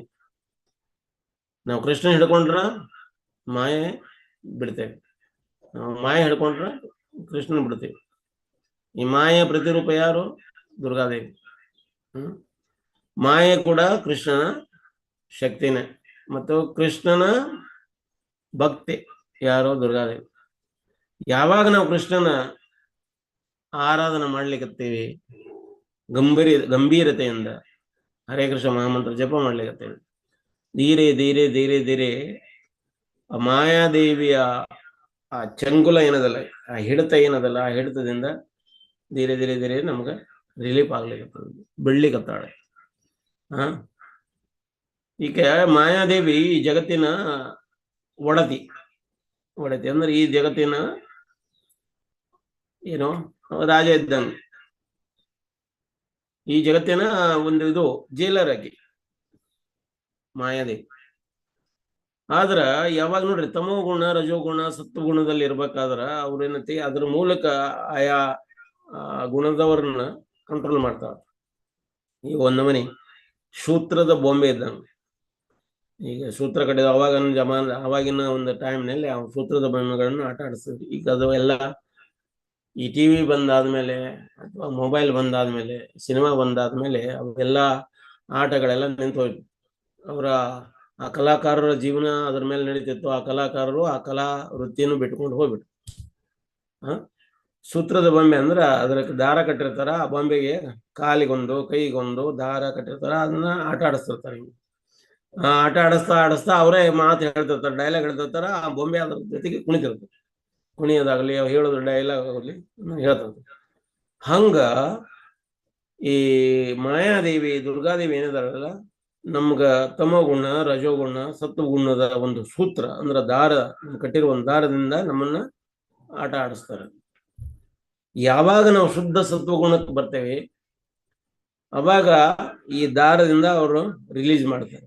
ರಿಲೀಸ್ ಮಾಡಿ ನೀನು ಹೋಗು ಅಂತ, ನಿನ್ ಕೆಲಸ, ನಿನ್ನ ಆಟ ಮುಗಿತು, ಇಲ್ಲಿದು ಈ ಶುದ್ಧ ಸತ್ವಗುಣದಾಗತಿ, ನನ್ನ ಭಗವಾನನ ಪ್ರಾರ್ಥನೆ ಮಾಡ್ಲಿಕ್ಕತಿ, ನಿನಗ ಈ ದಾರಿ ಮುಕ್ತ ಆಯ್ತು ಅಂತ. ಅಂದ್ರ ಈ ಜೈಲಿನಿಂದ ನಿಮ್ಮ ಮುಕ್ತ ಮಾಡ್ತೀವಿ ಅಂತ. ಹಂಗ ಜೈಲರ್ ಅದಾರ. ಆ ಜೈಲರ್ ಏನ್ ಮಾಡ್ತಾರೆ, ನಮ್ಮನ್ನ ಆ ಜೈಲಿನಿಂದ ಬಿಡುಗಡೆ ಮಾಡ್ತಾರೆ. ಇಲ್ಲಾಂದ್ರೆ ಈ ಜೈಲಿನೊಳಗನ ಜನ್ಮ ಮೃತ್ಯು ಜರಾ ವ್ಯಾಧಿ ಒಳಗ ಬೇರೆ ಬೇರೆ ಯೋನಿ ಒಳಗ ನಾವು ತಿರುಗ್ತಾನೆ ಇರ್ತೇವೆ. ಈ ತಮೋಗುಣ ರಜೋಗುಣ ಸತ್ವಗುಣದಲ್ಲಿ ಶುದ್ಧ ಸತ್ವಗುಣಕ್ಕೆ ಬರ್ಬೇಕು ನಾವು. ಯಾವಾಗ ಶುದ್ಧ ಸತ್ವಗುಣಕ್ಕೆ ಬರ್ತೇವೆ ಆವಾಗ ಈ ರಸ್ತ ಕ್ಲಿಯರ್ ಆಗ್ತದೆ. ಈಗ ಧೇನುಕಾಸುರ ಅಂತ ಇದ್ದ, ನಾವು ಕತ್ತೆ ರೂಪದೊಳಗಿದ್ದ, ಬ್ರಜಭೂಮಿ ಒಳಗ ಬ್ರಜಮಂಡಲದೊಳಗಿದ್ದ. ಕೃಷ್ಣನ ಗೆಳೆಯರು, ಮಧ್ಯಾಹ್ನ ಆಗಿದೆ, ಹಸಿವಾಗಿದೆ, ಏನಾದ್ರೂ ತಿನ್ಬೇಕನ್ನಿಸ್ತದೆ. ಆ ಕಡೆಯಿಂದ ಒಳ್ಳೆ ಈ ಫಾರ್ಮ್ ಫ್ರೂಟ್ ತಾಳೆ ಹಣ್ಣಿನ ವಾಸನೆ ಬರ್ಲಿಕ್ಕತ್ತ. ತಾಳೆ ಹಣ್ಣು ಅಗದಿ ಪಕ್ಕಾವಾಗಿ ಸುಗಂಧಿತ ವಾಸನೆ ಬರ್ಲಿಕ್ಕತ್ತದ. ಆ ತಾಳೆ ಗಿಡದ ಸುಗಂಧಿತ ವಾಸನೆ ಬರ್ಲಿಕ್ಕತ್ತದ. ನಾವು ಹಸಿವಾಗಿದ್ದ ಕೃಷ್ಣ, ನಮ್ಗೆ ಹಣ್ಣು ಬೇಕಾಯ್ತದೆ, ತಿನ್ಬೇಕನ್ನಿಸ್ತದೆ. ಆದ್ರೆ ಏನ್ ಮಾಡ್ಬೇಕು, ಹಣ್ಣುಗಳನ್ನು ತಗೊಳ್ಲಿಕ್ಕೆ ಹೋದ್ರೆ ಅಲ್ಲಿ ಒಬ್ಬ ರಾಕ್ಷಸ ಇದ್ದಾನ, ಅವನು ಒಳಗೆ ಸಹಿತ ಬಿಟ್ಟುಕೊಳ್ಳುದಿಲ್ಲ ಅಂತ. ಹಿಂಗ ಅಂತ ಅದಕ್ಕೆ ಬಲರಾಮ ಹೇಳ್ತಾನೆ, ನಾನ್ ನೋಡ್ತೇನೆ ನಡಿ ಅಂತ. ಸರಿ, ಅವರೆಲ್ಲ ಒಟ್ಟೆ ಸೇರಿಬಿಟ್ಟು ಹೋದ್ರು. ಆ ತಾಳೆ ಗಿಡ ಏಂತಲ್ಲ, ಬಲರಾಮ್ಜಿ ಗಿಡನ ಹಿಡ್ಕೊಂಡು ಹಿಂಗ ಅಲ್ಲಾಡ್ಸಕತ್ತದ. ಆ ತಾಳೆ ಹಣ್ಣುಗಳು ರಪ ರಪ ರಪ ಬೀಳಾಕತ್ವ. ಆ ಸೌಂಡ್ ಕೇಳ್ಬಿಟ್ಟು ಈ ಧೇನುಕಾಸುರನ ಅಸಿಸ್ಟೆಂಟ್ ಅದರಲ್ಲ, ಅವರೆಲ್ಲ ಬಂದು ನೋಡಿದ್ರು, ಹಿಂಗ್ ಮಾಡ್ಲಿಕ್ಕತ್ತಾರ. ಅವ ಏನೈತಿ ಕತ್ತೆ ರೂಪದೊಳಗಿದ್ದವ, ಇವ್ರ ಕತ್ತೆ ರೂಪದೊಳಗಿರವ ಮತ್ತೆ ಕತ್ತೆ ರೂಪದೊಳಗಿರವ ಇವ್ರ ಅಸಿಸ್ಟೆಂಟ್. ಅವರು ಕತ್ತೆಗಳೇ. ಈ ಕತ್ತೆಗಳು ಅಂದ್ರೆ ಕತ್ತೆಗಳ ಹತ್ರ ಯಾರು ಇರ್ತಾರೆ, ಕತ್ತೆಗಳೇ ಇರ್ತಾರೆ. ಯಾರ ಸಂಘ ಅಂದ್ರೆ ಯಾವ ರೀತಿ ಸಂಘ ಇರುತ್ತೆ ಆ ಸಂಘದ ಜೊತೆಗೆ ಇರೋರು ಕೂಡ ಅದೇ ರೀತಿ ಇರ್ತಾರೆ. ಜೈಸಾ ಹೇ ಸಂಗ್ ವೈಸಾ ಹೇ ರಂಗ್. ಯಾರ ಸಂಘ ಮಾಡಿರ್ತೀರಿ ನಿಮ್ಮ ರಂಗ ಕೂಡ ಹಂಗಾಗ್ತದೆ, ಅಂದ್ರೆ ನಿಮ್ಮ ಬಣ್ಣ ಕೂಡ ಹಂಗಾಗ್ತದೆ. ಜೀಸಸ್ ಹೇಳ್ತಾರೆ, ನೀವು ಹೆಂಗಿದ್ದೀರಿ ಅನ್ನೋದನ್ನ ಹೇಳ್ಬೇಕನ್ನೋಂಗಿದ್ರೆ ನಿಮ್ಮ ಫ್ರೆಂಡ್ಸ್ ಅನ್ನು ಕರ್ಕೊಂಡ್ ಬನ್ನಿ, ನಿಮ್ಮ ಗೆಳೆಯರನ್ನ ಕರ್ಕೊಂಡ್ ಬನ್ನಿ, ಅವಾಗ ನಾನು ಈ ಹೆಂಗದೀನ ಹೇಳ್ತೀನಿ ಅಂತ. ನಾವ್ ಹೆಂಗದೀವ ನಮ್ಗೆ ಹೆಂಗ್ ಗೊತ್ತಾಗ್ತದೆ? ನಮ್ ಗೆಳೆಯರ ಮೂಲಕ ಗೊತ್ತಾಗ್ತದೆ. ಅಂದ್ರೆ ನಮ್ ಈಕ್ವಲ್ ಇರ್ಬೇಕು. ಈಕ್ವಲ್ ಇರೋವ್ರಿಗೆ ಗೊತ್ತಾಗ್ತದೆ ನಾವ್ ಹೆಂಗದೀವಿ ಅನ್ನೋದು. ನಾವು ಸೀನಿಯರ್ ಅಂಡರ್ನಾಗ ಸೀನಿಯರ್ಗೆ ಏನಾಗ್ತದೆ ಅವ್ರು ಗೈಡ್ ಮಾಡ್ತಾರೆ. ನಾವ್ ಹೆಂಗದೀವಿ ಅಂತ ಸೀನಿಯರ್ಗೂ ಸಹಿತ ಗೊತ್ತಾಗೋದು. ನಮ್ಗಿಂತ ಕೆಳಗಿರೋವ್ರಿಗೆ ನಾವು ಗೈಡ್ ಮಾಡ್ತೀವಿ. ಅದು ನಾವು ಗೈಡ್ ಮಾಡೋದ್ರಿಂದ ನಾವ್ ಹೆಂಗದೀವಿ ಅಂತ ಅವ್ರಿಗೂ ಕೂಡ ಗೊತ್ತಾಗೋದು. ನಮ್ ಈಕ್ವಲ್ ಇರೋದ್ರಿಂದ ಏನಾಗ್ತದೆ, ಯಾವಾಗ ನಮ್ಗೆ ತಾಕಲಾಟ ಶುರು ಆಗ್ತಾವ, ನಮ್ ಈಕ್ವಲ್ ಇರೋದ್ರಿಂದ ತಾಕಲಾಟ ಶುರು ಆಗ್ತದೆ. ತಾಕಲಾಟ ಅಂದ್ರೆ ನಮ್ದೆಲ್ಲ ಜಗಳ, ಯಾವಾಗ ಜಗಳ ಮಾಡ್ಲಿಕ್ಕೀವಿ ನಮ್ ಈಕ್ವಲ್ ಇರೋರು ಕೂಡ ಜಗಳ ಮಾಡ್ತೇವೆ. ಯಾಕಂದ್ರೆ ನಮ್ಮ ವೀಕ್ನೆಸ್ ಅವ್ರಿಗೆ ಗೊತ್ತಾಗ್ತದೆ, ಅವ್ರ ವೀಕ್ನೆಸ್ ನಮ್ಗೆ ಗೊತ್ತಾಗ್ತದೆ. ಅದಕ್ಕ ಜಗಳ ಶುರು ಆಗ್ತಾವ. ಯಾವಾಗ ನಮ್ಮ ಗೆಳೆಯರನ್ನ ಕರ್ಕೊಂಡು ಬರ್ತೇವೆ ನಾವು, ಅವಾಗ ಜೇಸಸ್ ಹೇಳ್ತಾರೆ ನೀವು ಹಿಂಗಿದ್ದೀರಿ ಅಂತ. ಜೈಸಾ ಹೇ ಸಂಗ್ ವೈಸಾ ಹೇ ರಂಗ್. ಹಂಗ ಕತ್ತೆಯ ಜೊತೆಗಿರೋರೆಲ್ಲ ಕತ್ತೆಗಳಾಗಿದ್ದಾರೆ. ದೇನಕಾಸುರನವ ಕಂಸನ ಅಸಿಸ್ಟೆಂಟ್. ಅವ ಏನ್ ಮಾಡ್ತಿದ್ದ ಅಂದ್ರ, ಕಂಸನಿಗಾಗಿ ಈ ತಾಳೆ ಹಣ್ಣುಗಳನ್ನು ತೆಗೆದು ಅವನ್ನ ಶರಾಯಿ ತಯಾರು ಮಾಡ್ತಿದ್ದ, ಶರಾಬಾಗಿ ತಯಾರು ಮಾಡ್ತಿದ್ದ. ರಸ ತೆಗೆದು ಅದನ್ನ ಕೊಳೆಸಿ ಅದನ್ನು ತಗೊಂಡೋಗಿ ಅವಾಗ ಕಂಸನಿಗೆ ಕುಡಿಲಿಕ್ಕೆ ಕೊಡ್ತಾ ಇದ್ದ. ಆ ಹಣ್ಣುಗಳ ರಸನ್ನ ಯಥಾವತ್ತಾಗಿ ನಾವು ಸ್ವೀಕಾರ ಮಾಡಿದ್ರೆ ಅದು ಸತ್ವಗುಣ. ಹಣ್ಣುಗಳನ್ನ ಯಥಾವತ್ತಾಗಿ ತಿನ್ನುವುದರಿಂದ ಅದು ಸತ್ವಗುಣ.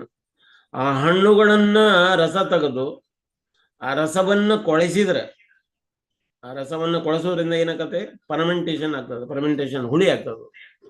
ಆ ಹುಳಿ ಆಗೋದ್ರಿಂದ ಏನಾಗ್ತದೆ, ಆ ಹುಳಿ ಏನ್ ಮಾಡ್ತದೆ, ನಶೆಯನ್ನು ಏರಿಸ್ತದೆ.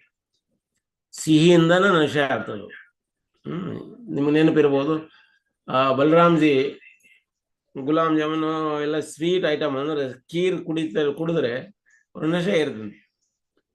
ಆ ರೀತಿ ಖೀರ್ ಈಗ ನಮಗೂ ಹಂಗ ಆಗ್ತದೆ. ಕೆಲವೊಮ್ಮೆ ಫೆಸ್ಟಿವಲ್ ಟೈಮ್ನಾಗ ನೀವು ಯೋಚನೆ ಮಾಡಿ, ನಿಮ್ಗೆ ಯಾರೋ ಗುಲಾಬ್ ಜಾಮೂನ್ ತಗೊಂಡ್ ಕೊಡ್ತಾರೆ, ಅಗದಿ ಏಕ್ದಮ್ ಬ್ರೌನಿಶ್ ಕಲರ್ನೊಳಗಿರುವಂತ ಗುಲಾಬ್ ಜಾಮೂನ್, ದೊಡ್ಡ ಗುಲಾಬ್ ಜಾಮೂನ್ ರಸ ತೊಟ್ಟಕ್ಲಿಕ್ಕೆ ಆಗ್ತದೆ. ಬಂದು ನಿಮ್ ಕೈಗೆ ಇರ್ತಾರೆ, ತಗೊಳ್ಳಿ ಅಂತ. ಒಂದು ಗುಲಾಬ್ ಜಾಮೂನ್ ತಿಂತೆ, ವಾವ್ ಎಂತ ರುಚಿಯಾಗಿದೆ. ಇನ್ನೊಂದು ಗುಲಾಬ್ ಜಾಮೂನ್ ಹಾಕ್ತಾರೆ, ಅದನ್ನು ತಿಂತೇವೆ. ಇನ್ನೊಂದು ಗುಲಾಬ್ ಜಾಮೂನ್, ಇನ್ನೊಂದು ಗುಲಾಬ್, 4-5ನೇ ಗುಲಾಬ್ ಜಾಮೂನ್ಗೆ ನಿಮ್ಗೆ ಆಲ್ರೆಡಿ ತಲೆಯೊಳಗೆ ಏನೋ ಆಗ್ಲಿಕ್ಕತ್ತದ. ಏನಾಗ್ತದೆ, ನಶೆ ಇರ್ಲಿಕ್ಕತ್ತದ. ಒಂದು ರೀತಿ ನಮ್ ಬೇಡ, ಸಾಕಿನ್ ಅಂತ ಹೇಳ್ತೇವೆ ನಾವು. ಅಂದ್ರೆ ನಶೆ ಅನ್ನೋದು ಅಂತ ಹೇಗೆ ನಶೆ ಕೆಲಸ ಕೊಡ್ತದಂತ. ಸಿಹಿ ಐಟಮ್ ಕೂಡ ಮುಂದೆ ಹೋಗಿ ಅದು ಕೊಳೆಸಿದ್ರೆ ಏನಾಗ್ತದೆ, ಪ್ರಭಾವಿತ ನಶೆಯಾಗಿ ಪರಿವರ್ತಿತ ಆಗ್ತದೆ. ಇವ ದೇನಕಾಸುರ ಅದನ್ನ ಮಾಡ್ತಿದ್ದ, ಅನ್ನ ತಯಾರು ಮಾಡ್ತಿದ್ದ, ಶರಾಯಿ ತಯಾರು ಮಾಡಿ ಅದನ್ನೇ ಹೋಗಿ ಕಂಸನಿಗಾಗಿ ಮೀಸಲಿಟ್ಟಿದ್ದ. ಆದ್ರೆ ಯಾರಿಗೂ ಒಬ್ಬರಿಗೂ ಒಂದು ಹಣ್ಣು ತಿನ್ಲಿಕ್ಕೆ ಬಿಡ್ತಿರ್ಲಿಲ್ಲ ಅಲ್ಲಿಂದ. ಅದಕ್ಕೆ ಬಲರಾಮ್ಜಿ ಹೋಗಿ ಈಗ ಆ ಗಿಡ ಅಲ್ಲಾಡ್ಸ್ತಾ ಇದ್ರ, ಸೌಂಡ್ ಕೇಳ್ಬಿಟ್ಟು ಅವ್ರು ಬಂದು ಅವ್ರಿಗೆ ದೇನಕಾಸುರಿಗೆ ಕಂಪ್ಲೇಂಟ್ ಕೊಡ್ತಾರೆ, ಹಿಂಗಾಯ್ತು ಅಂತ. ದೇನಕಾಸುರ ಬರ್ತಾನ. ದೇನಕಾಸುರ ಬಂದು ಕತ್ತೆಗಳು ಏನ್ ಮಾಡ್ತಾವ, ಹಿಂಗಾಲಿನಿಂದ ಒದಿತಾವ. ನಮ್ ಕತ್ತೆಗಳ ಬಗ್ಗೆ ನಮ್ಗೆ ಯಾರಿಗೂ ಗೊತ್ತಿಲ್ಲ, ನಮ್ಗೆ ಗೊತ್ತಿಲ್ಲ. ನಮ್ಮ ಊರಲ್ಲಿ ಕತ್ತೆಗಳಿದ್ವು. ಹೋಳಿ ಹುಣ್ಣಿಮೆ ಟೈಮ್ನಲ್ಲಿ ಕತ್ತೆಗಳನ್ನ ಯಾವಾಗ ಆಟ ಆಡ್ತಿದ್ರು, ಕತ್ತೆಗಳ ಮೇಲೆ ಹತ್ಕೊಂಡು ಹೋಗೋದು ಅಂತ. ನನ್ನ ಕೂಟಕ್ಕಿರೋ ಸೀನಿಯರ್ ಇದ್ರಲ್ಲ, ಅವರೆಲ್ಲ ಹೋಗಿ ಇಬ್ರು ಮೇಲೆ ಹತ್ತಿದ್ರು. ನನಗೆ ಹಿಂದೆ ಕತ್ತೆ ಅದಕ್ಕೆ ಮೇಲೆ ಇಬ್ರು ಹತ್ಕೊಂಡು ಕೂತ್ಬಿಟ್ರೆ ಪಾಪ ಅದ್ರ ಮುಂದೆ ಹೋಗೋದೇ ಹಂಗ, ಅದು ಹೋಗೋಲ್ದಂತ ನೀ ಹಿಂದ ಕತ್ತಿನ ಹಿಂದೆ ಒತ್ತು ಅಂತ ಹೇಳಿದ್ರು ನನಗೆ. ನಾನು ಆ ಹಿಂದ್ ಹೋಗಿ ಕತ್ತಿ ಹಿಂಗ್ ಒತ್ಲಿಕ್ಕೆ ಹೋದಿದೆ. ಕತ್ತಿ ಏನ್ ಮಾಡ್ತೇವೆ, 2 ಹಿಂಗಾಲಿನಿಂದ ಎತ್ತಿ ಒದ್ದು ಬಿಡ್ತೇವೆ. ನಾ ಹಿಂದಕ್ಕೆ ಹೋಗಿ ಹೊತ್ಕೊಂಡು ಬಿದ್ದ ನೋಡ್ಲಿ. ಅವ್ರು ಆ ಕಡೆ ಕೂತಿದ್ರಲ್ಲ, ಅವ್ರು ನೋಡ್ಲಿಲ್ಲ, ಅದನ್ನ ನೋಡ್ಲಿಲ್ಲ. ಮುಂದೆ ಒತ್ತು ಅನ್ನ ಏನೋ ಒತ್ತುದು, ನಾನು ಎತ್ತೋದ ಬಾಕಿ ಉಳಿದೈತೆ. ನಾವು ಹೊತ್ಕೊಂಡ್ ಬಿದ್ದುಬಿಟ್ಟೆ, ಅದನ್ನ ಜೋರಾಗಿ ಒದ್ದು ಬಿಡ್ತೇವೆ ನನಗೆ ಎದೆಗೆ. ಕತ್ತೆ ಒದಿತ ಅಂತಂದ್ರೆ ನಾವು ಹಂಗಿರ್ತದೆ. ಕತ್ತು ಒದ್ದ ಮಕ್ಕಳಿಗೆ ಬೈತಾರಲ್ಲ, ನಾನು ನಿನ್ನ ಕತ್ತಿ ಒದ್ದಂಗೆ ಒದ್ದಿತೀನಿ ಮಗನೇ ಅಂತ. ನಾವು ಬೈಬಾರ್ದು ಆ ರೀತಿ. ಕತ್ತಿ ಒದ್ದಂಗೆ ಒದಿತೀನಿ ಅಂತಂದ್ರ ಈ ಬೈಗಳ ಎಲ್ಲಿಂದ ಬಂದದ ಅಂದ್ರ ಈ ದೇನಕಾಸುರನಿಂದ ತಗೊಂಡಿದ್ದಾರೆ. ಕತ್ತಿ ಹೆಂಗ್ ಒದಿತೈತಿ ಹಂಗ ಒದಿತೀನಿ ಅಂತ. ಹಂಗ ಅವ ದಿನಕಾಸುರ ಬಂದು ಬಲರಾಮನ ಮೇಲೆ ಅಟ್ಯಾಕ್ ಮಾಡ್ತಾನೆ, ಕೃಷ್ಣನ ಮೇಲೆ ಅಟ್ಯಾಕ್ ಮಾಡ್ತಾನೆ. ಕೃಷ್ಣ ಬೇರೆದವರು ಕತ್ತೆಗಳನ್ನ ಹಿಡ್ಕೊಳ್ತಾರೆ. ಬಲರಾಮ ಏನತಿ ಇವ್ರ ಕತ್ತೆಗಳ ಏನು ಅವ್ರ ಮೊದಲು ಅಸಿಸ್ಟೆಂಟ್ ಬಂದಿದ್ರಲ್ಲ ಅವ್ರನ್ನೆಲ್ಲ ಎತ್ತೆತ್ತಿ ಹಿಂಗಾಲಿನ ಹಿಡಿದು ತಿರುಗಿಸಿ ಎತ್ತೆತ್ತಿ ಆ ತಾಳೆ ಗಿಡದ ಮೇಲೆ ಎತ್ತಿ ಹೋಗಿದ್ರು. ಆ ತಾಳೆ ಗಿಡದ ಮೇಲೆ ಎತ್ತಿ ಹೋಗಿದ್ರೆ ಗುಟ್ಲೇನ ಅದು ತಾಳೆ ಹಣ್ಣು ರಪ ರಪ ರಪ ಕೆಳಬಿದ್ದು. ಬಲರಾಮ್ಜಿ ಎಲ್ಲರಿಗೂ ಆಮೇಲೆ ದೇನಕಾಸುರ ಬಂದ, ಅವ್ ದೇನಕಾಸುರನ್ನ ಎತ್ತಿ ತಿರುಗಿಸಿ ಅವಂಗೂ ಹೋಗದ್ಬಿಟ್ಟು ಅವೆಲ್ಲ ಸತ್ತ ಹೋಗಿ ಬಿಟ್ಬಿಟ್ಟು ಅವೆಲ್ಲ ಹಣ್ಣುಗಳು ಬಿದ್ದುವಲ್ಲ, ಅವೆಲ್ಲ ಹಣ್ಣುಗಳನ್ನೆಲ್ಲ ಏಕತ್ರ ಮಾಡ್ಕೊಂಡ್ರು. ಯಾರು ಕೃಷ್ಣ ಗೆಳೆಯರು ಎಲ್ಲ ಬಾಲರು ಕುತ್ಕೊಂಡು ಒಂದ್ ಕಡೆಗೆ ಹೋಗಿ ಹಣ್ಣುಗಳನ್ನು ತಿನ್ಲಿಕ್ಕತ್ತಿದ್ರು ಅಂತ. ಈ ನೋಡಿ ಕತ್ತೆಗಳಲ್ಲಿ ಬೇರೆ ಬೇರೆ ಕಲರ್ಗಳು ಇರ್ತಾವ. ಕುದುರೆಗಳ ಕಲರ್ ಕಮ್ಮಿ, ಕತ್ತೆಗಳು ಎಲ್ಲ ಕಲರ್ನಲ್ಲಿ ಬೇರೆ ಬೇರೆ ಹೆಸರು ಕತ್ತೆ ಅಂತ ಇರ್ತದೆ. ಬೇರೆ ಕತ್ತೆಗಳ ಕಲರ್ ಬೇರೆ ಇರ್ತಾವ.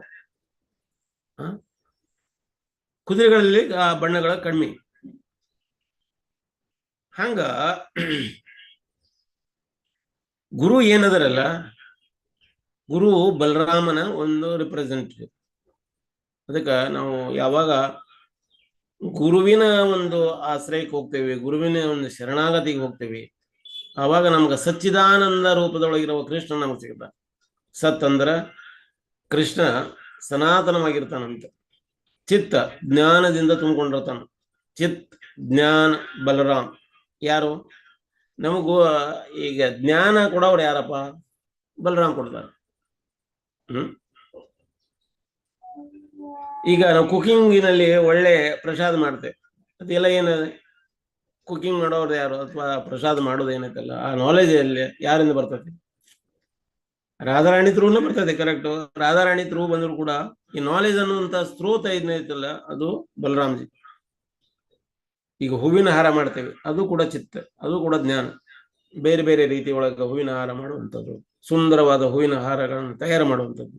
ಆ ನಾಲೆಜ್ ಏನಿದಲ್ಲ, ಆ ನಾಲೆಜ್ ಬರೋದು ಯಾರ ಥ್ರೂ ಬರ್ತೈತಿ? ಗುರುವಿನ ಥ್ರೂ ಬರ್ತದೆ. ಅಂದ್ರೆ ನಾವ್ ಹೆಂಗ್ ಕಲಿತೀವಿ? ನಮ್ಗಿಂತ ಯಾರೋ ಸೀನಿಯರ್ ಹೇಳ್ಕೊಡ್ತಾರೆ, ಅವ್ರು ಗುರುವಿನ ಸ್ಥಾನ ವಹಿಸ್ಕೊಂಡ್ರೆ ನಮ್ಗೆ ಹೇಳ್ಕೊಡ್ತಾರೆ. ಅವ್ರು ಯಾರ ಕಡೆ ಕಲಿತಿರ್ತಾರೆ? ಮತ್ತೊಬ್ರು ಸೀನಿಯರ್ ಥ್ರೂ ಕಲಿತಿರ್ತಾರೆ. ಹಿಂಗ ಈ ನಾಲೆಜ್ ಅಪ್ ಟು ಯಾರದು? ಬಲರಾಮ್ಜಿ. ಸಾಕ್ಷಾತ್ ಧರಿತ್ರೇಣ ಸಮಸ್ತ ಶಾಸ್ತ್ರೆ. ಸಾಕ್ಷಾತ್ ಧರಿತ್ರೇಣ ಸಮಸ್ತ ಶಾಸ್ತ್ರೆ. ಗುರುವಿನ ಪಾತ್ರ ಎಷ್ಟು ದೊಡ್ಡದು ಅನ್ನೋದು ಹೇಳ್ತದೆ. ಗುರು ಗ್ರೇಟ್. ಈಗ ನಾವೆಲ್ಲ ಏನಂತೇವೆ? ಗುರು ಏನು ಮಹಾ, ಗುರು ಮಹಾನ್ ಗುರು. ಆದ್ರೆ ನಾವು ಆ ರೀತಿ ಕೇಳೋಂಗಿಲ್ಲ, ಗುರು ಏನು ಮಹಾ ಅನ್ನೋಂಗಿಲ್ಲ. ಪ್ರಭುಪಾದವರು ಒನ್ ಟೈಮ್ ಹೆನ್ರಿ ಪೋರ್ಡನ ಮೊಮ್ಮಗ, ಯಾರೋ ನಮ್ಮ ಭಕ್ತ ಅಂಬರೀಷ್ ಅಂತ ಹೆಸರು, ಹೆನ್ರಿ ಪೋರ್ಡ್ ಮೊಮ್ಮಗ ಆಲ್ಫ್ರೆಡ್ ಪೋರ್ಡ್ ಅಂತ ಇದ್ದಾರೆ. ಅವರು ಆಲ್ಫ್ರೆಡ್ ಪೋರ್ಡ್ ಏನದಾರಲ್ಲ, ಅವರು ಪ್ರಭುಪಾದವ್ರ ಹತ್ರ ಬಂದ್ರು, ಭಕ್ತರಾಗಿದ್ರು. ಅವಾಗ ಕೇಳಿದ್ರು, ಪ್ರಭುಪಾದವ್ರು ಕೇಳ್ತಾರ, ಏನಂತ ಕೇಳ್ತಾರೆ? Where is your Henry Ford? ಪ್ರಭುಪಾದವ್ರು ಅವ್ರ ಮೊಮ್ಮಗ ಹೇಳ್ತಾನ,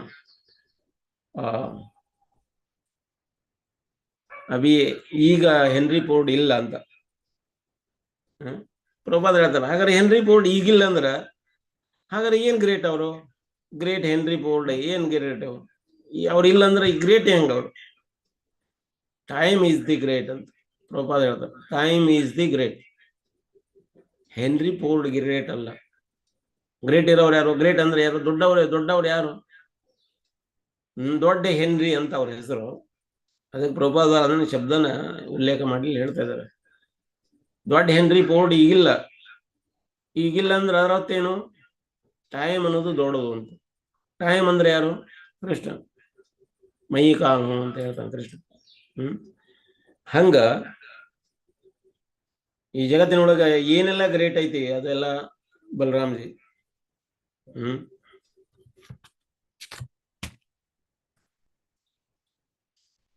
ಬಲರಾಮ್ನ ಅರ್ಥ ಮಾಡಿಕೊಂಡ್ರೆ ಅಂದ್ರೆ ತತ್ವತಃ ಅರ್ಥ ಮಾಡ್ಕೊಳ್ಲಿಕ್ಕೆ ನಾವು ಪ್ರಯತ್ನ ಪಟ್ರು.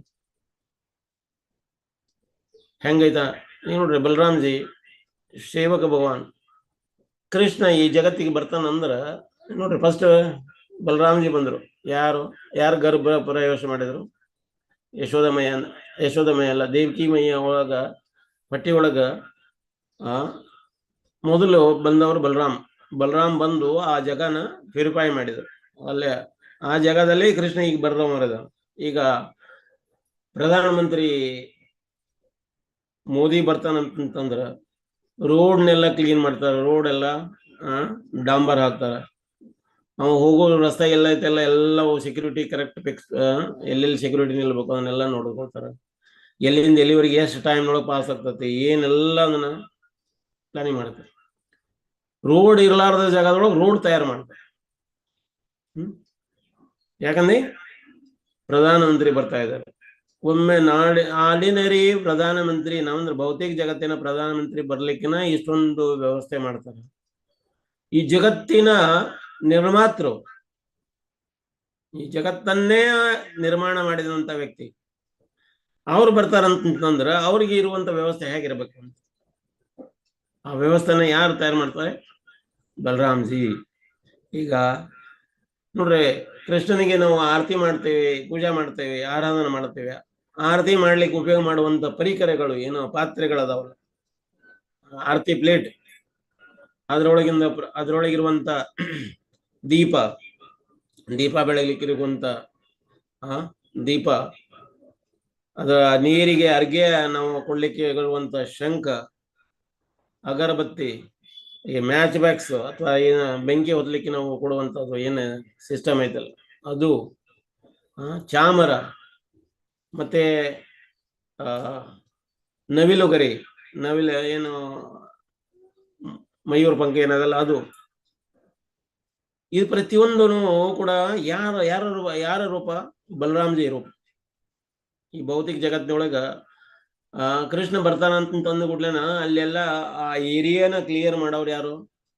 ಬಲರಾಮ್ಜಿ. ಅವ್ರಿಗೆ ಬೇಕಾದಂತ ವಸ್ತು, ಉಪಕರಣಗಳು, ಪೀಠೋಪಕರಣಗಳು ಅವನ್ನೆಲ್ಲ ತಯಾರು ಮಾಡಿದವ್ರು ಯಾರು? ಬಲರಾಮ್ಜಿ ಆಗ್ತಾರೆ. ಎಲ್ಲದನ್ನ ಅವ್ರು ಆಗ್ತಾರೆ. ಈಗ ನೋಡ್ರಿ, ಆದಿಶೇಷ ಯಾರು? ಬಲರಾಮ್ಜಿ. ಭಗವಾನ್ ಆದಿಶೇಷನ ಮೇಲೆ ಶಯನ ಮಾಡ್ತಾರೆ. ಊರಗ ಶಯನ ಅಂತ ಪುರಂದರದಾಸರು ಚಂದ ಹೇಳ್ತಾರೆ. ಊರಗ ಶಯನ, ಶೇಷ ಶಯನ, ನಾಗಶಯನ ಅಂತ. ಶೇಷ ಶಯನ, ನಾಗಶಯನ, ಊರಗ ಶಯನ ಬಹಳ ಚಂದ ಕನ್ನಡದ ಶಬ್ದಗಳನ್ನು ಉಪಯೋಗ ಮಾಡ್ತಾರೆ. ಯಾರು ಶಯನ ಮಾಡೋರು? ಯಾರು? ಭಗವಾನ್. ಅವನ ಶಯನದ ಹಾಸಿಗೆ ಆದವ್ರು ಯಾರು? ಬಲರಾಮ್. ಅದಕ್ಕೆ ಬಲರಾಮ್ ನೋಡ್ರಿ, ಪ್ರತಿಯೊಂದು ಲೀಲಿಯೊಳಗ ಬಲರಾಮ್ ಸೇವೆ ಮಾಡ್ಲಿಕ್ಕೆನ ಬರ್ತಾರೆ. ಈಗ ರಾಮ ಅವತಾರದಲ್ಲಿ ಲಕ್ಷ್ಮಣನಾಗಿ ಬರ್ತಾರೆ.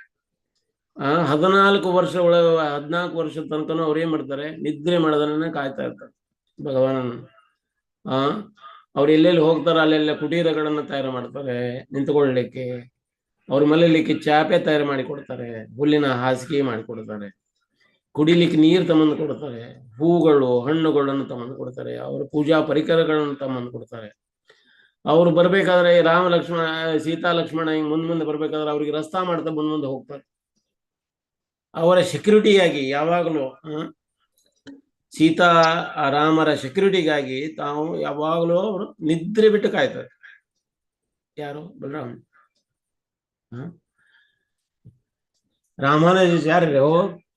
ನಾವು ಹಿಂದಿನ ಒಂದು ಕ್ಲಾಸಸ್ನಲ್ಲಿ ಮಾತಾಡ್ತಾ ಇದ್ವಿ, ಮೇಲುಕೋಟೆ ಕ್ಲಾಸಸ್ನಲ್ಲಿ. ರಾಮಾನುಜಾರರು ಆ ಮುಕುಟನ ಇಟ್ರು. ಯಾರು? ಯಾವ ಮುಕುಟ?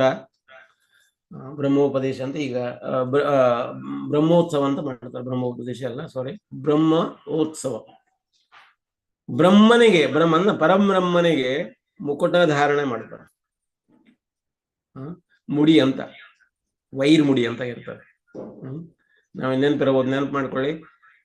ತಿರುಪತಿಯ ಒಡೆ, ಶ್ರೀರಂಗನ ಕೊಡೆ, ಮೇಲುಕೋಟೆಯ ಮುಡಿ ಅಂತ. ಮುಡಿ ಅಂದ್ರೆ ಮತ್ತೆ ವರದರಾಜನದ್ದು ಏನು, ವರದರಾಜನ ಕೊಡೆ. ಶ್ರೀರಂಗನ ಕೊಡೆ ಅಲ್ಲ, ವರದರಾಜನ ಕೊಡೆ ಅದು. ಆ ಮುಡಿ ಏನಿದಲ್ಲ, ವೈರ್ ಮುಡಿ ಏನಿದಲ್ಲ, ಆ ವೈರ್ ಮುಡಿಯನ್ನ ಭಗವಾನನ ತಲೆ ಮೇಲೆ ಮುಡಿಸ್ತಾರೆ. ಯಾರು? ರಾಮಾನುಜಾಚಾರ್ಯ. ಮುಡಿಸ್ಬೇಕಾದ್ರೆ ಅವ್ರ ಭಾವನೆಗಳು ಯಾವ ರೀತಿ ವ್ಯಕ್ತ ಆಗ್ತಾವ ಅನ್ನೋದನ್ನ ನಾ ಹೇಳಿ ಪ್ರಯತ್ನ ಮಾಡೋದು. ರಾಮಾನುಜಾರರು ಯಾರ ತಲೆ ಮೇಲೆ ಇಡ್ತಾ ಇದ್ದಾರೆ ಇಲ್ಲಿ? ಚೆಲುವ ನಾರಾಯಣನ ಶಿರದ ಮೇಲೆ ಆ ವಜ್ರ ಖಚಿತವಾದ ಆ ಮುಕುಟವನ್ನು ಧಾರಣ ಮಾಡ್ತಾ ಇದ್ದಾರೆ. ಅದ ಅವರಿಗೆ ಹಾಕ್ತಾ ಇದ್ದಾರೆ. ಹಾಕ್ಬೇಕಾದ್ರೆ ಅವ್ರ ಕಣ್ಣೀರು ಹೋಗ್ತಾವಂತೆ. ಯಾರಿಂದ? ರಾಮಾನುಜಾರ್ಯರ ಕಣ್ಣಿನಿಂದ ಕಣ್ಣೀರು ಹರಿತಾವ. ಕಣ್ಣೀರು ಹರಿತಾವಂದ್ರೆ ಆನಂದ ಬಾಷ್ಪ ಸುರಿತಾವ. ಯಾಕೆ ಆನಂದ ಬಾಷ್ಪ? ಅದನ್ನ ಶಿಷ್ಯರು ಕೇಳಿದಾರಂತೆ, ಯಾಕೆ ನೀವು ಇದನ್ನ ಧಾರಣ ಇದನ್ನ ಹಾಕಬೇಕಾದಾಗ ನಿಮ್ಮ ಕಣ್ಣೀರು ಯಾಕೆ ಹೋಗ್ತಾವ ಅಂತ. ಅವಾಗ ಒನ್ ಟೈಮ್ ಅವ್ರ ಶಿಷ್ಯರಿಗೆಲ್ಲ ಹೇಳ್ತಾರೆ, ನೋಡು, ಭಗವಾನನಿಗೆ ಈ ಸಿಂಹಾಸನದ ಮೇಲೆ ಕೂಡಿಸಿ ಅದನ್ನ ಕರುಣೇಶನ್ ಅಂದ್ರ ಆ ಉತ್ಸವನ ಮಾಡಬೇಕಾದ ಹೊತ್ನಾಗನ ಮಾರನೇ ದಿನನ ಬಿಟ್ಟು ಕೈಕೇಯಿಯ ಒಂದು ಆಸೆಯಂತೆ ರಾಮ ಏನ್ ಮಾಡಿದ್ರು? ವನವಾಸಕ್ಕೆ ಹೋಗ್ಬಿಟ್ರು. ಅದು ಆ ಸೇವೆ ಈಡೇರ್ಲಿಲ್ಲ. ಆ ಸೇವೆಯನ್ನು ಇವತ್ತು ನಾನು ಈಡೇರಿಸ್ಬೇಕಾಗಿದೆ. ಆ ಸೇವೆಯನ್ನು ನಾನು ಇವತ್ತು ಮಾಡ್ತಾ ಇದ್ದೀನಿ. ಅದಕ್ಕೆ ನನಗೆ ಆ ಆನಂದ ತಡ್ಕೊಳಕ್ ಆಗ್ತಾ ಇಲ್ಲ. ಅದು ಕಣ್ಣೀರಾಗಿ ಹರಿದು ಬರ್ತಾ ಇದೆ ಅಂತ ಯಾರು? ರಾಮಾನುಜಾರ್ಯ ಹೇಳ್ತಾ ಇದ್ದಾರೆ. ಈ ರಾಮಾನುಜಾರ್ಯ ಯಾರು? ಬಲರಾಮ್ಜಿ, ಲಕ್ಷ್ಮಣನ ಅವತಾರ. ಅದಕ್ಕೆ ರಾಮಾನುಜ, ರಾಮ ಅನುಜ, ಅನುಜ ಅಂದ್ರ ತಮ್ಮ, ಅಗ್ರಜ ಅಂದ್ರ ಅಣ್ಣ. ಇಲ್ಲಿ ಕೃಷ್ಣನ ಅಗ್ರಜ ಯಾರು? ಬಲರಾಮ್. ಅವನ ಅಣ್ಣನಾಗಿ ಬರ್ತಾನೆ, ತಮ್ಮನಾಗಿ ಬರ್ತಾನೆ ಅಂತ ನೋಡಿ. ರಾಮನಲ್ಲಿ ರಾಮಾವತಾರದಲ್ಲಿ ಲಕ್ಷ್ಮಣನ ಮಾತನ್ನ ಕೇಳಿಸ್ಕೊಳ್ಳೋದಿಲ್ಲ. ಯಾವಾಗ ಈಗ ನೋಡಿ, ಶಬರಿ ಎಂಜಲದ ಬಾರೆ ಹಣ್ಣುಗಳನ್ನ ಕೊಟ್ಟಾಗ ರಾಮ ತಿನ್ಲಿಕ್ಕೆ ಹಿಂಗ ತಗೊಂಡು ತಿನ್ಬೇಕಂದ್ರೆ ಲಕ್ಷ್ಮಣ ಏನ್ ಮಾಡ್ತಾನೆ? ಬೇಡ ಬೇಡ, ಅದು ಎಂಜಲದ್ದು ಅಂತ. ಅವಾಗ ಕೇಳುದಿಲ್ಲ, ಇಲ್ಲ ತಾಯಿ ಕೊಡ್ತಾ ಇದ್ದಾಳೆ. ಈಗ ನೋಡಿ, ಹಕ್ಕಿಗಳು ಏನ್ ಮಾಡ್ತಾವ? ತಮ್ಮ ಮಗುವಿಗೆ ಏನ್ ಮಾಡ್ತಾವ? ಆಹಾರ ತಂಬಿರ್ತಾವ. ಅವು ಮೊದಲು ತಗೊಳ್ತಾವ, ತಿಂದು ಅರ್ಧಂಬರ್ಧ ತಿಂದಾಗ ಅಂದ್ರೆ ಬಾಯಿ ಒಳಗೆ ಚಪ್ಪರಿಸಿ ಅದನ್ನ ಮೃದು ಮಾಡಿ ಅದ ತಮ್ಮ ಮರಿಗಳಿಗೆ ಹಾಕ್ತಾವ. ಹಂಗ ತಾಯಿ ಸಣ್ಣ ಮಗುಗೆ ಈಗ ಡೈಜೆಷನ್ ಆಗ್ಲಿ ಅನ್ನೋ ಸಲುವಾಗಿ ತಾನು ತಿಂದು ಅದನ್ನ ಬಾಯಿ ಒಳಗೆ ಇಡ್ತಾಳ. ಹಂಗ ತಾಯಿ ನನಗೆ ಕೊಡ್ಲಿಕ್ಕತ್ತಾಳ, ನಾನು ಆ ತಾಯಿಯ ಮಗ, ಅದನ್ನ ನಾ ಸ್ವೀಕಾರ ಮಾಡೋದು ನನ್ನ ಕರ್ತವ್ಯ ಅಂತ. ಹಂಗಂತ ಹೇಳ್ಬಿಟ್ಟು ನಾವು ಮಾಡ್ಬೋದಾ? ಇಲ್ಲ, ನಾವು ಮಾಡೋಂಗಿಲ್ಲ. ಆ ಹಂತಕ್ಕೆ ನಾವು ಮುಟ್ಟಿಲ್ಲ. ಅವಾಗ ಅಂತಿ ಲಕ್ಷ್ಮಣ ಏನ್ ಮಾಡ್ತಾನೆ? ನಿಲ್ಲಿಸ್ಲಿಕ್ಕೆ ಪ್ರಯತ್ನ ಪಟ್ಟರು ಕೂಡ ರಾಮ ಅದನ್ನು ಸ್ವೀಕಾರ ಮಾಡೋದಿಲ್ಲ. ಆಮೇಲೆ ಇದರಲ್ಲಿ ಕೇವಟ ಅಂದ್ರೆ ಅಂಬಿಗ ನದಿ ದಾಟಿಸ್ಬೇಕಾದ್ರೆ ರಾಮನಿಗೆ ಪರ್ಮಿಷನ್ ಕೊಡ್ಲಿಕ್ಕೆ ತಯಾರಿಲ್ಲ ಅವರು. ಏನಂತ ಈ ಕಥೆನೂ ಕೂಡ ನಾವು ಹೇಳಿದ್ವಿ ಹಿಂದೆ. ಕೀವಟ ಅಂದ್ರೆ ಅಂಬಿಗ ಏನ್ ಮಾಡ್ತಾನೆ? ಅಂಬಿಗ ನಿಮ್ಮನ್ನ ನಾವು ಅದು ಎಸ್ಪೆಷಲಿ ದಶರಥ ಇವ ಯಾರು ಅದನ್ನ ಇಂಟ್ರೊಡಕ್ಷನ್ ಯಾರು ಕೊಡ್ತಾರೆ? ಲಕ್ಷ್ಮಣ ಕೊಡ್ತಾನೆ. ಯಾರು ಬಂದಿದ್ದಾರೆ ಗೊತ್ತಾ? ಈ ದೇಶದ ರಾಜ ದಶರಥನ ಪುತ್ರ ರಾಮ, ಅವ್ರು ಬಂದಿದ್ದಾರೆ. ಓ, ಹಾಗಾರ ರಾಮ್ ಬಂದಿದ್ದಾರೆ ಅಂದ್ರೆ ನಾ ಅವ್ರಿಗೆ ಮುದ್ದಾಮ ನನ್ನ ದೋಣಿಯಲ್ಲಿ ಕುಂದರ್ಲಿಕ್ಕೆ ಬಿಡುವುದಿಲ್ಲ. ಯಾಕೆ ಅಂತ ಸಿಟ್ಟು ಬರ್ತದ. ಕಡ್ಡಗ ತಗದ ಇನ್ನೇನು ಅವನಿಗೆ ಅವ್ನಿಗೆ ಹೊಡಿಬೇಕು ಅಂತ ಪ್ಲಾನಿಂಗ್ ಮಾಡ್ತಾನೆ. ಯಾರೋ ಅಂಬಿಗ. ಅವಾಗ ರಾಮ ಹೇಳ್ತಾನೆ, ನಿಲ್ಲಪ್ಪ, ನಿಲ್ಲು, ಅದು ಹಾಗಲ್ಲ, ನಿಲ್ಲು ಅಂತ. ಏನಪ್ಪ ನಿಂದು ಅಂದ. ಅಲ್ಲ, ನೀನು ಯಾವುದೋ ಒಂದು ಕಲ್ಲನ್ನು ಮುಟ್ಟಿದೆ. ಆ ಕಲ್ಲು ಏನಾಯ್ತು? ಕಲ್ಲು ಕನ್ನಿಯಾಗಿ ಹೊರಟೋಗ್ಬಿಟ್ಲು. ಯಾರು? ಅಹಲ್ಯ ದೇವಿ ಬಗ್ಗೆ ಹೇಳ್ತಾ ಇದ್ದಾನು ಅಂಬಿಗ. ಅಹಲ್ಯ ದೇವಿ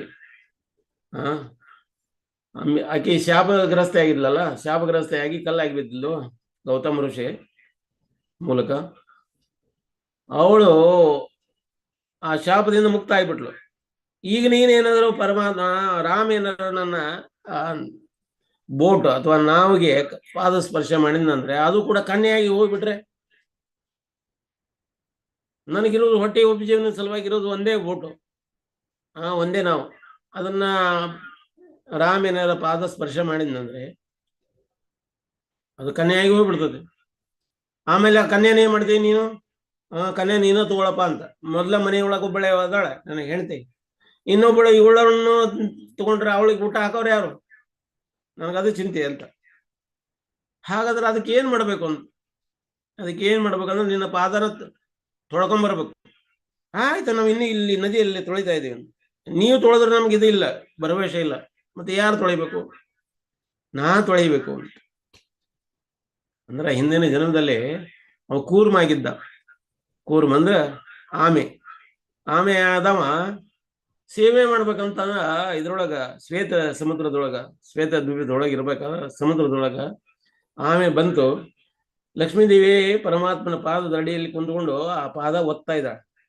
ಹಿಂಗ ಒತ್ತಬೇಕಾದ್ರೆ ಆಮೆಗೆ ಅನಿಸ್ತು ನಾನು ಕೂಡ ಪಾದ ಒತ್ತಬೇಕು ಅಂತ. ಅದಕ್ಕೆ ಅದ್ ಬಾಯಲ್ಲಿ ಹಿಂಗ ಪರಮಾತ್ಮನ ಪಾದ ಮುಟ್ಲಿಕ್ಕೆ ಬಂತು. ಲಕ್ಷ್ಮೀದೇವಿ ಏನ್ ಮಾಡಿಲ್ಲ, ಅವನು ಹಿಂಗ್ ಮಾಡಿ ಒತ್ಬಿಟ್ಟ, ಹೋಗಾಚೆ. ಅದು ಎಷ್ಟೋ ಸಾವಿರಾರು ಜನ್ಮಗಳ ದೂರದವರೆಗೆ ಹೋಗಿ ಬಿತ್ತು. ಸ್ವತಃ ಪರಮಾತ್ಮ ಅದರ ಆಸೆ ಈಡೇರಿಸುವ ಸಲುವಾಗಿ ಬಂದ. ಈಗ ಯಾರ ಆಮೆಯಾಗಿ ಇದ್ದವ ಯಾರಂದ್ರೆ ಇವ ಅಂಬಿಗ ಈಗ ಹುಟ್ಟಿದಾನೆ. ಈಗ ಅವನ ಸೇವೆ ಸ್ವೀಕಾರ ಮಾಡೋ ಸಲುವಾಗಿ ರಾಮ್ ಸ್ವತಃ ಬಂದ. ರಾಮ ಬಂದು ಆಯ್ತಪ್ಪ, ನಾವು ಕಾಲು ತೊಳೆದಲ್ಲಿ ನಿನಗೆ ವಿಶ್ವಾಸ ಇಲ್ಲ ಅಂದ್ರೆ ನೀನೇ ತೊಳೆ ಅಂತ. ಅಂಬಿಗ ನೀರ್ ಕಂಬಂದು ಸ್ವಚ್ಛವಾಗಿ ಅವ್ರ ಪಾದ ತೊಳಿತಾರೆ. ಅದ್ರ ಮೇಲೆ ಹೂವ ಭಸ್ಮ ಧಾರಣ ಮಾಡ್ತಾರೆ. ಅದನ್ನ ಮತ್ತೆ ನಮಸ್ಕಾರ ಮಾಡ್ತಾರೆ. ಇಬ್ಬರದು ರಾಮ ಲಕ್ಷ್ಮಣ ಇಬ್ಬರು ಪಾದಗಳನ್ನು ತೊಳಿತಾರೆ. ರಾಮ ಇಲ್ಲಿ ಲಕ್ಷ್ಮಣನ ಮಾತು ಕೇಳೋದೇ ಇಲ್ಲ. ಪ್ರತಿಯೊಂದು ಟೈಮ್ನಲ್ಲಿ ಲಕ್ಷ್ಮಣನ ಹೇಳಿದ್ದು ಏನೊಂದು ಸಜೆಷನ್ ಕೊಡ್ಲಿಕ್ಕೆ ಬರ್ತಾನೆ, ಆ ಸಜೆಷನ್ ಕೇಳೋದೇ ಇಲ್ಲ ರಾಮ್. ಅದಕ್ಕ ಲಕ್ಷ್ಮಣ ಹೇಳ್ತಾನೆ, ನೀನೇನು ಯಾವುದು ನನ್ನ ಮಾತು ಕೇಳೋದೇ ಇಲ್ಲ ಅಂತ. ಇಲ್ಲಪ್ಪ, ನಿನ್ನ ಮಾತು ಕೇಳಲಿಕ್ಕೆಂದನೇ ಒಂದು ಅವತಾರ ಇದೆ, ಅದರಲ್ಲಿ ನೀ ಏನೆಲ್ಲ ಮಾತು ಹೇಳ್ತೀಯ ಅದನ್ನ ನಿನ್ನ ಥ್ರೂನ ನಾ ಕೇಳ್ತಾ ಹೋಗ್ತೇನೆ ಅಂತ. ನೀನು ಈಗ ಅನುಜ ಆಗಿದೆಯಾ, ಅದು ಇನ್ನೊಂದರಲ್ಲಿ ಅಗ್ರಜನಾಗಿ ಬರ್ತೀಯ ಅಂತ. ಅಗ್ರಜ ಅಂದ್ರೆ ಅಣ್ಣನಾಗಿ ಬರ್ತೀಯ. ಅಣ್ಣನಾಗಿ ಬಂದ ಯಾರು, ಬಲರಾಮ್ ಪ್ರತಿಯೊಂದು ಟೈಮ್ನಲ್ಲಿ ಕೃಷ್ಣನಿಗೆ ಏನ್ ಬೇಕು ಅದನ್ನೆಲ್ಲ ಹೇಳ್ತಾ ಹೋಗ್ತದೆ. ನೋಡ, ಅಮ್ಮ ಮಣ್ಣು ತಿಂದ ಹೊತ್ನಾಗ ಅಮ್ಮನಿಗೆ ಹೋಗಿ ಕಂಪ್ಲೇಂಟ್ ಮಾಡ್ತಾನೆ, ನೋಡ ಅಮ್ಮ ಕೃಷ್ಣ ಮಣ್ಣು ತಿಂದಿದ್ದಾನೆ ಅಂತ. ಅಂದ್ರೆ ಮಣ್ಣು ತಿನ್ನಬಾರದು ಅಂತ. ಅಂದ್ರೆ ಪೇರೆಂಟ್ಲಿ ಅಂದ್ರೆ ಈಗ ಅವನ ಭಾವ ಹೆಂಗೈತೆ ಅಂದ್ರೆ ವಾತ್ಸಲ್ಯ ಭಾವ. ವಾತ್ಸಲ್ಯ ಭಾವ. ನನ್ನ ತಮ್ಮ ಇವ ಏನೇ ತಿನ್ನಬಾರ್ದು ಅಂತ, ಅವ್ನಿಗೆ ಒಳ್ಳೆ ಸುರಕ್ಷಿತವಾಗಿ ನೋಡ್ಕೋಬೇಕು ಅಂತ. ಸಣ್ಣವನ್ ಇರ್ಬೇಕಾದ್ರೂ ಅವ್ನು ಜಾಗೃತ ಆಗಿ ಮಾಡ್ಕೊಂತ ಬಂದ. ಬೆಣ್ಣೆ ಕದಿಲಿಕ್ಕೆ ಹೋಗ್ಬೇಕಾದ್ರೂ ಕೂಡ ಅವನಿಗೆ ಒಳ್ಳೆ ಜಾಗೃತಿ ಮಾಡ್ತಿದ್ದ. ಅವ್ರು ಹಿಡಿತಾರೆ, ಇವ್ರು ಹಿಡಿತಾರೆ, ಬರ್ತಾರೆ ಅಂತ. ಅಷ್ಟೊಂದು ಕೇರ್ ತಗೊಳ್ತಿದ್ದ. ಮೊದಲು ಹೋಗ್ತಿದ್ದ ವನದಲ್ಲಿ, ಬಲರಾಮ್ ಮೊದಲು ಹೋಗ್ತಿದ್ದ. ನಂತರ ಕೃಷ್ಣ ಬಟ್ ನಡೆದವರು. ಅದಕ್ಕಿಂತ ಮೊದಲ ನೋಡಿ, ಕೃಷ್ಣಗೆ ಅವರಮ್ಮ ಹೇಳ್ತಾ ಇದ್ರಂತೆ, ಏನಪ್ಪಾ ನೀನ್ ಪಾದಕ್ಕೆ ಚಪ್ಪಲಿ ಹಾಕೊಂಡು ಹೋಗು ಅಂತ, ಪಾದರಕ್ಷೆ ಧಾರಣೆ ಮಾಡೋದು. ಒಲ್ಲೆ ಅಂತಿದ್ದೆ. ಯಾಕೆ ಒಲ್ಲೆ ಅಂತ, ಅಲ್ಲ ನಂದು 9 ಲಕ್ಷ ಆಕಳದವಲ್ಲ, ಆ ಆಕಳಕ್ಕೆ ನೀ ಚಪ್ಪಲಿ ಹೊಲಿಸಿಕೊಡು, ಆಗ ನಾ ಚಪ್ಪಲ್ ಹಾಕೊಂಡು ಹೋಗ್ತೇನೆ ಅಂತ. 9 ಲಕ್ಷಕ್ಕೆ ಇವರು ಚಪ್ಪಲಿ ಹೊಲ್ದು ಕೊಡ್ಲಿಕ್ಕೆ ಆಗ್ತದೆ? ಒಂದೊಂದು ಆಕಳಿಗೆ 4 ಕಾಲು, 4 ಕಾಲಿಗೆ ಚಪ್ಪಲಿ ಆಗ್ಬೇಕು. ಅದು ಮಾಡ್ಲಿಕ್ಕೆ ಆಗೋದಿಲ್ಲ ಅಂತ ಆಯ್ತಪ್ಪ ಬಿಟ್ಟು ಹೋಗಿ, ನೀ ಹೆಂಗ್ ಮಾಡ್ತೀಯ ಹಂಗ ಹೋಗಂತ. ಯಾವಾಗ ಆಕಳಗಳು ಏನ್ ಮಾಡ್ತಿದ್ವು, ಪರಮಾತ್ಮನ ಪಾದಕ್ಕ ಚಪ್ಪಲಿ ಇಲ್ಲ, ಪಾದರಕ್ಷೆ ಇಲ್ಲ ಅಂತ ಹೇಳ್ಬಿಟ್ಟು ಮೊದಲು ಬಿರುಸಾದ ಮಣ್ಣಿನಲ್ಲಿ ಅವ್ರು ನಡೆದು ಹೋಗ್ತಿದ್ವು. ಒಂದೊಂದು ಆಕಳ ಅದ್ರ ಮೇಲೆ ನಡೆದು ಹೋಗೋದ್ರೆ ಹಿಂದೆ ಮತ್ತೊಂದು ಆಕಳ ನಡೆದು ಹೋಗೋದು, ಹಿಂದೆ ಅದನ್ನ ಹಿಂಗ್ ನಡೆದು ಹೋಗ್ಬೇಕಾದ್ರೆ ಮಣ್ಣೆಲ್ಲ ಇಷ್ಟೊಂದು ನಯವಾಗ್ತಿತ್ತು, ಮೃದುವಾಗ್ತಿತ್ತು. ಪರಮಾತ್ಮ ನಡೆದು ಬರ್ಬೇಕಾದ್ರೆ ಅವ್ರ ಪಾದದ ಪ್ರಿಂಟ್ ಅದ್ರ ಮೇಲೆ ಮೂಡ್ತಿದ್ವು, ಅಷ್ಟು ಮೃದು ಇದ್ದು ಮಣ್ಣು. ನೀವು ಬೃಂದಾವನಕ್ಕೆ ಹೋದ್ರೆ ರಮಣ ರೀತಿ ಅಂತ ಇದೆ, ರಮಣ ರೀತಿ ಒಳಗೆ ಹೋದ್ರೆ ಅಲ್ಲೆಲ್ಲ ಭಕ್ತರೆಲ್ಲ ಉಲ್ಟ ಪುಲ್ಟ ಅಂದ್ರೆ ಎಲ್ಲ ಮಣ್ಣಿನೊಳಗೆ ಉಳ್ಳಾಡ್ತಾರೆ.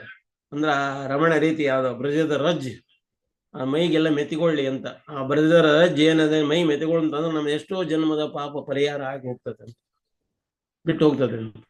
ಪರಮಾತ್ಮಲ್ಲಿ ಕುಸ್ತಿ ಆಡಿದ್ದಾರೆ, ಪರಮಾತ್ಮಲ್ಲಿ ನಡೆದಾಡಿದ್ದಾರೆ, ಬಲರಾಮಲ್ಲಿ ನಡೆದಾಡಿದ್ದಾರೆ, ರಾಧಾರಾಣಿ ನಡೆದಾಡಿದ್ದಾರೆ. ಆ ಜಗದಲ್ಲಿ ಆ ಮಣ್ಣು ನಮ್ಮ ತಲೆಯ ಮೇಲೆ ಒಂದು ಧೂಳು ಅಥವಾ ನಮ್ಮ ಶರೀರದ ಮೇಲೆ ಬಿದ್ದರೆ ಸಾಕು, ಪಾವನ ಆಗ್ತೇವೆ ಅಂತ. ಅದನ್ನ ಮೊದಲು ಯಾವ ಈ ಆಕಳುಗಳು ನಡೆದು ಹೋಗ್ತಾವ, ಆಮೇಲೆ ಬಲರಾಮ ನಡೆದು ಹೋಗ್ತಾನ. ಬಲರಾಮನ ನಂತರ ಕೃಷ್ಣ ಅವ್ರ ಹಿಂದಿಂದ ಹೋಗ್ತಾನಂತ. ಅಂದ್ರೆ ಆ ಸ್ಥಾನವನ್ನ ರೆಡಿ ಮಾಡೋರು ಯಾರು? ಬಲರಾಮ್ಜಿ. ಈ ಭೌತಿಕ ಜಗತ್ತಿನೊಳಗೆ ಏನೇ ನಾವು ಭಗವಾನನ ಈಗ ನಾವು ಟೆಂಪಲ್ ಮಾಡ್ತೇವೆ, ಆ ಟೆಂಪಲ್ ಯಾರ್ದು? ಬಲರಾಮ್ಜಿ. ಆ ಟೆಂಪಲ್ನೊಳಗ ಮೂರ್ತಿನ ಪ್ರತಿಷ್ಠಾಪನೆ ಮಾಡಬೇಕಾದ್ರ, ವಿಗ್ರಹ ಪ್ರತಿಷ್ಠಾಪನೆ ಮಾಡ್ಬೇಕಾದ್ರ ಮೊದಲು ಗುರು ಅದನ್ನಂತೆ ಬಲರಾಮ್ಜಿನ ಕರೀತಾರ. ಬಲರಾಮ್ಜಿ ಅವರು ಬಂದು ಅದನ್ನ ಇದು ಮಾಡಿದ ಮೇಲೆ ಆ ಕೃಷ್ಣನ ಮೂರ್ತಿನ ವಿಗ್ರಹನ ಪ್ರತಿಷ್ಠಾಪನೆ ಮಾಡಬೇಕು. ಅಂದ್ರೆ ಅಲ್ಟಿಮೇಟ್ ಏನು? ಗುರುವಿಲ್ದನ ನಾವು ಭಗವಾನನ ಪಕ್ಕಕ್ಕೆ ಹೋಗ್ಲಿಕ್ಕೆ ಆಗುದಿಲ್ಲ, ಭಗವಾನ ಆಶ್ರಯಕ್ಕೆ ಹೋಗ್ಲಿಕ್ಕೆ ಆಗುದಿಲ್ಲ ಅಂತ. ಹಿಂಗ ಬಲರಾಮ್ಜಿಯ ಒಂದು ವ್ಯಕ್ತಿತ್ವ. ಬಲರಾಮ್ಜಿ ಇಲ್ದನ ನಾವು ನಮ್ಮ ಭಾಗ್ಯನ ಕಂಡುಕೊಳ್ಳಿಕ್ಕೆ ಆಗುದಿಲ್ಲ. ಅದಕ್ಕೆ ಬಲರಾಮ್ಜಿ ಬಹಳ ಶ್ರೇಷ್ಠ. ನಾವು ಬಲರಾಮ್ಜಿಯ ಜಯಂತಿಯನ್ನ ಕೃಷ್ಣ ಜನ್ಮಾಷ್ಟಮಿಗಿಂತ ಹೆಚ್ಚಿನ ಒಂದು ಸ್ಥಿತಿಯೊಳಗ ಅನ್ನರ ಹೆಚ್ಚಿನ ವಿಜೃಂಭಣೆಯಿಂದ ಆಚರಣೆ ಮಾಡಬೇಕು. ನಾರ್ಮಲಿ ಫೈನಾನ್ಸಿಯಲ್ ಪ್ರಾಬ್ಲಮ್ ಸಲುವಾಗಿ ನಾವೇನ್ ಮಾಡ್ತೇವೆ, ಶಾರ್ಟ್ ಅಂಡ್ ಸ್ವೀಟ್ ಆಗಿ ಮಾಡ್ಲಿಕ್ಕೆ ಪ್ರಯತ್ನ ಪಡ್ತೇವೆ. ಆದ್ರೂ ಕೂಡ ನಮ್ಮ ಭಾವನೆ ಉಚ್ಛ್ರಾಯ ಸ್ಥಿತಿಯೊಳಗಿರ್ಬೇಕು. ಬಲರಾಮ್ಜಿ ಇಂದನ ನಾವು ಕೃಷ್ಣನನ್ನು ಪಡಿಲಿಕ್ಕಾಗ್ತೈತಿ. ಹಿಂಗ ಬಲರಾಮ್ಜಿಯ ಅನೇಕ ಲೀಲೆಗಳು, ಅನೇಕ ರಾಕ್ಷಸನ ಕೊಂದು ಹಾಕ್ತಾವ.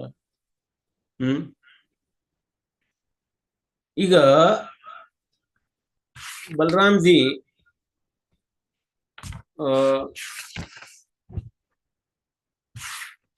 ಬೇರೆ ಬೇರೆ ರೂಪದಲ್ಲಿ ಭಗವಾನನ ಸೇವೆ ಮಾಡ್ಲಿಕ್ಕೆ ಪ್ರಯತ್ನ ಪಡ್ತಾರೆ.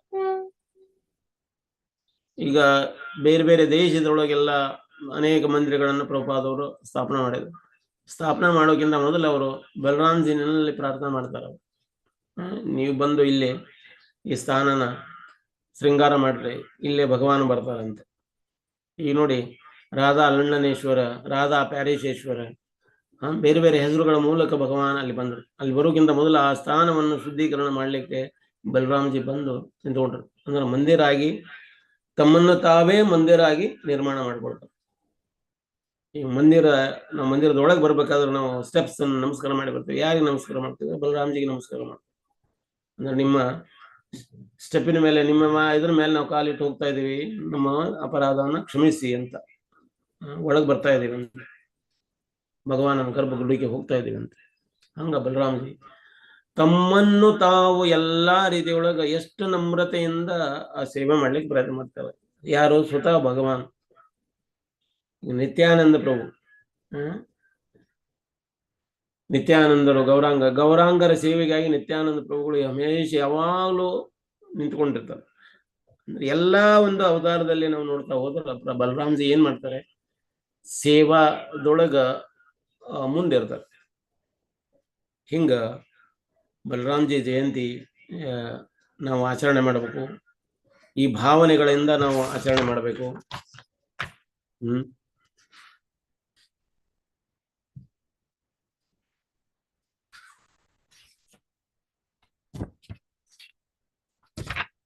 ಇಲ್ಲಿಗೆ ಟೈಮ್ ಆಯ್ತು. ಇದರಲ್ಲಿ ಏನಾದರೂ ತಪ್ಪು ತಡೆಗಳು ಬಂದ್ರೆ ಕ್ಷಮಿಸಿ. ಒಮ್ಮೆ ಪ್ರಭುಪಾದವ್ರು ಏನ್ ಮಾಡಿದ್ರು, ಮಾಯಾಪುರದಿಂದ ಬೃಂದಾವನಕ್ಕೆ ಬಂದ್ರು. ಬೃಂದಾವನದಲ್ಲಿ ಬಂದು ಕೃಷ್ಣ ಬಡಾ ಹೇ ಬಲರಾಮ್ ಬಡಾ ಹೇ ಅಂತ ಪ್ರಶ್ನೆ ಕೇಳಿದರು. ಯಾರು ದೊಡ್ಡವರು? ಬಲರಾಮ್ ದೊಡ್ಡವರು, ಕೃಷ್ಣ ದೊಡ್ಡವರು? ಭಕ್ತರಿಗೆಲ್ಲ ಚಿಂತೆ ಆಗ್ಬಿಟ್ಟಿತ್ತು. ಹೆಂಗ್ ಹೇಳೋದು? ಶಕ್ತಿ ಒಳಗ ಹೇಳೋದು, ಶಕ್ತಿ ಮೂಲಕ ಹೇಳೋದು, ಹೆಂಗ್ ಹೇಳೋದು ಅಂತ. ಅವರೆಲ್ಲ ಏನಿದ್ರು, ಬಲರಾಮ್ ಬಡ ಬಲರಾಮ್ ಬಡ ಬಲವಾನ.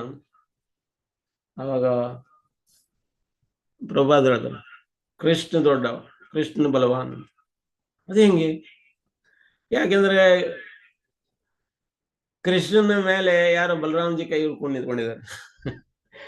ಬಲರಾಮ್ಜಿಯ ಭಾರನ ಹೊತ್ಕೊಂಡವ್ರು ಯಾರು? ಕೃಷ್ಣ. ಹಂಗಾಗೋದ್ರಿಂದ ಕೃಷ್ಣ ಬಲವಾನ್ ಅಂತ. ಪ್ರಭುಪಾದವ್ರು ನೋಡುವಂತ ವಿಧಾನ ಬೇರೆನೇ ಇದೆ.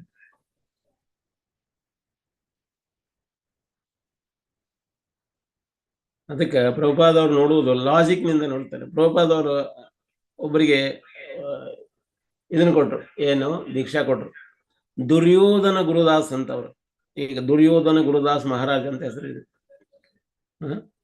ದುರ್ಯೋಧನನ ಹೆಸರು ಹೆಂಗ್ ಉಪಯೋಗ ಮಾಡಿದ? ದುರ್ಯೋಧನನ ಗುರುದಾಸ್. ದುರ್ಯೋಧನಿಗೆ ಯಾರು ಗುರು ಆಗಿದ್ರು? ಯಾರು ಗುರು ಆಗಿದ್ರು? ಗದಾ ಯುದ್ಧಕ್ಕ ಬಲರಾಮಜನೇ ಗುರು ಅಲ್ವಾ? ದುರ್ಯೋಧನನ ಗುರು, ಆ ಗುರುವಿನ ದಾಸರು ಅಂತ. ಹಂಗ ಲಾಜಿಕಲಿ ಪ್ರಭುಪಾದ್ ಅದನ್ನ ಹೆಸರು ಕೊಡ್ತಾರೆ. ಇದನ್ನೇನೈತಿ ಯಮುನಾ ಮಾತಾಜಿ ಹೇಳ್ತಾರೆ, ಪ್ರಭುಪಾದ್ ಅವರು ಈ ರೀತಿ ಹೇಳಿರುವಂತಹದ್ದು ಫಾಸ್ಟ್ ಟೈಮ್ಸ್ ಏನದವಲ್ಲ ಹೇಳ್ತಾರೆ.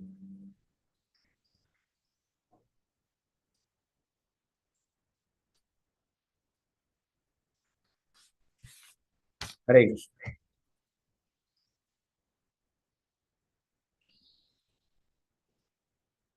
ಯಾರ್ದಾದ್ರು ಪ್ರಶ್ನೆ ಇದೆಯಾ?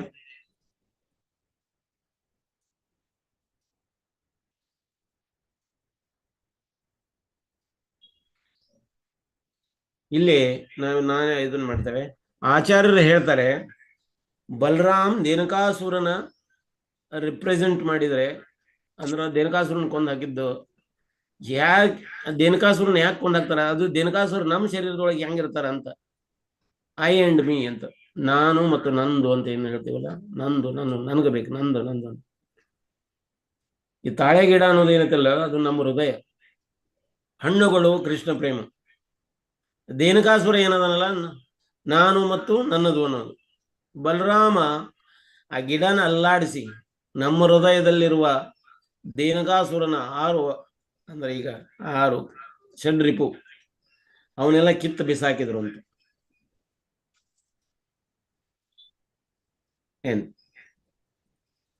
ನಮ್ಮ ಹೃದಯದಲ್ಲಿರುವಂತ 6 ಷಡ್ರೂಪಗಳು ಏನದಾವಲ್ಲ, ಅವ್ರ ಷಡ್ರೂಪಗಳು ಇರುವಂತ ತಾಳೆ ಮರ ಏನದಲ್ಲ,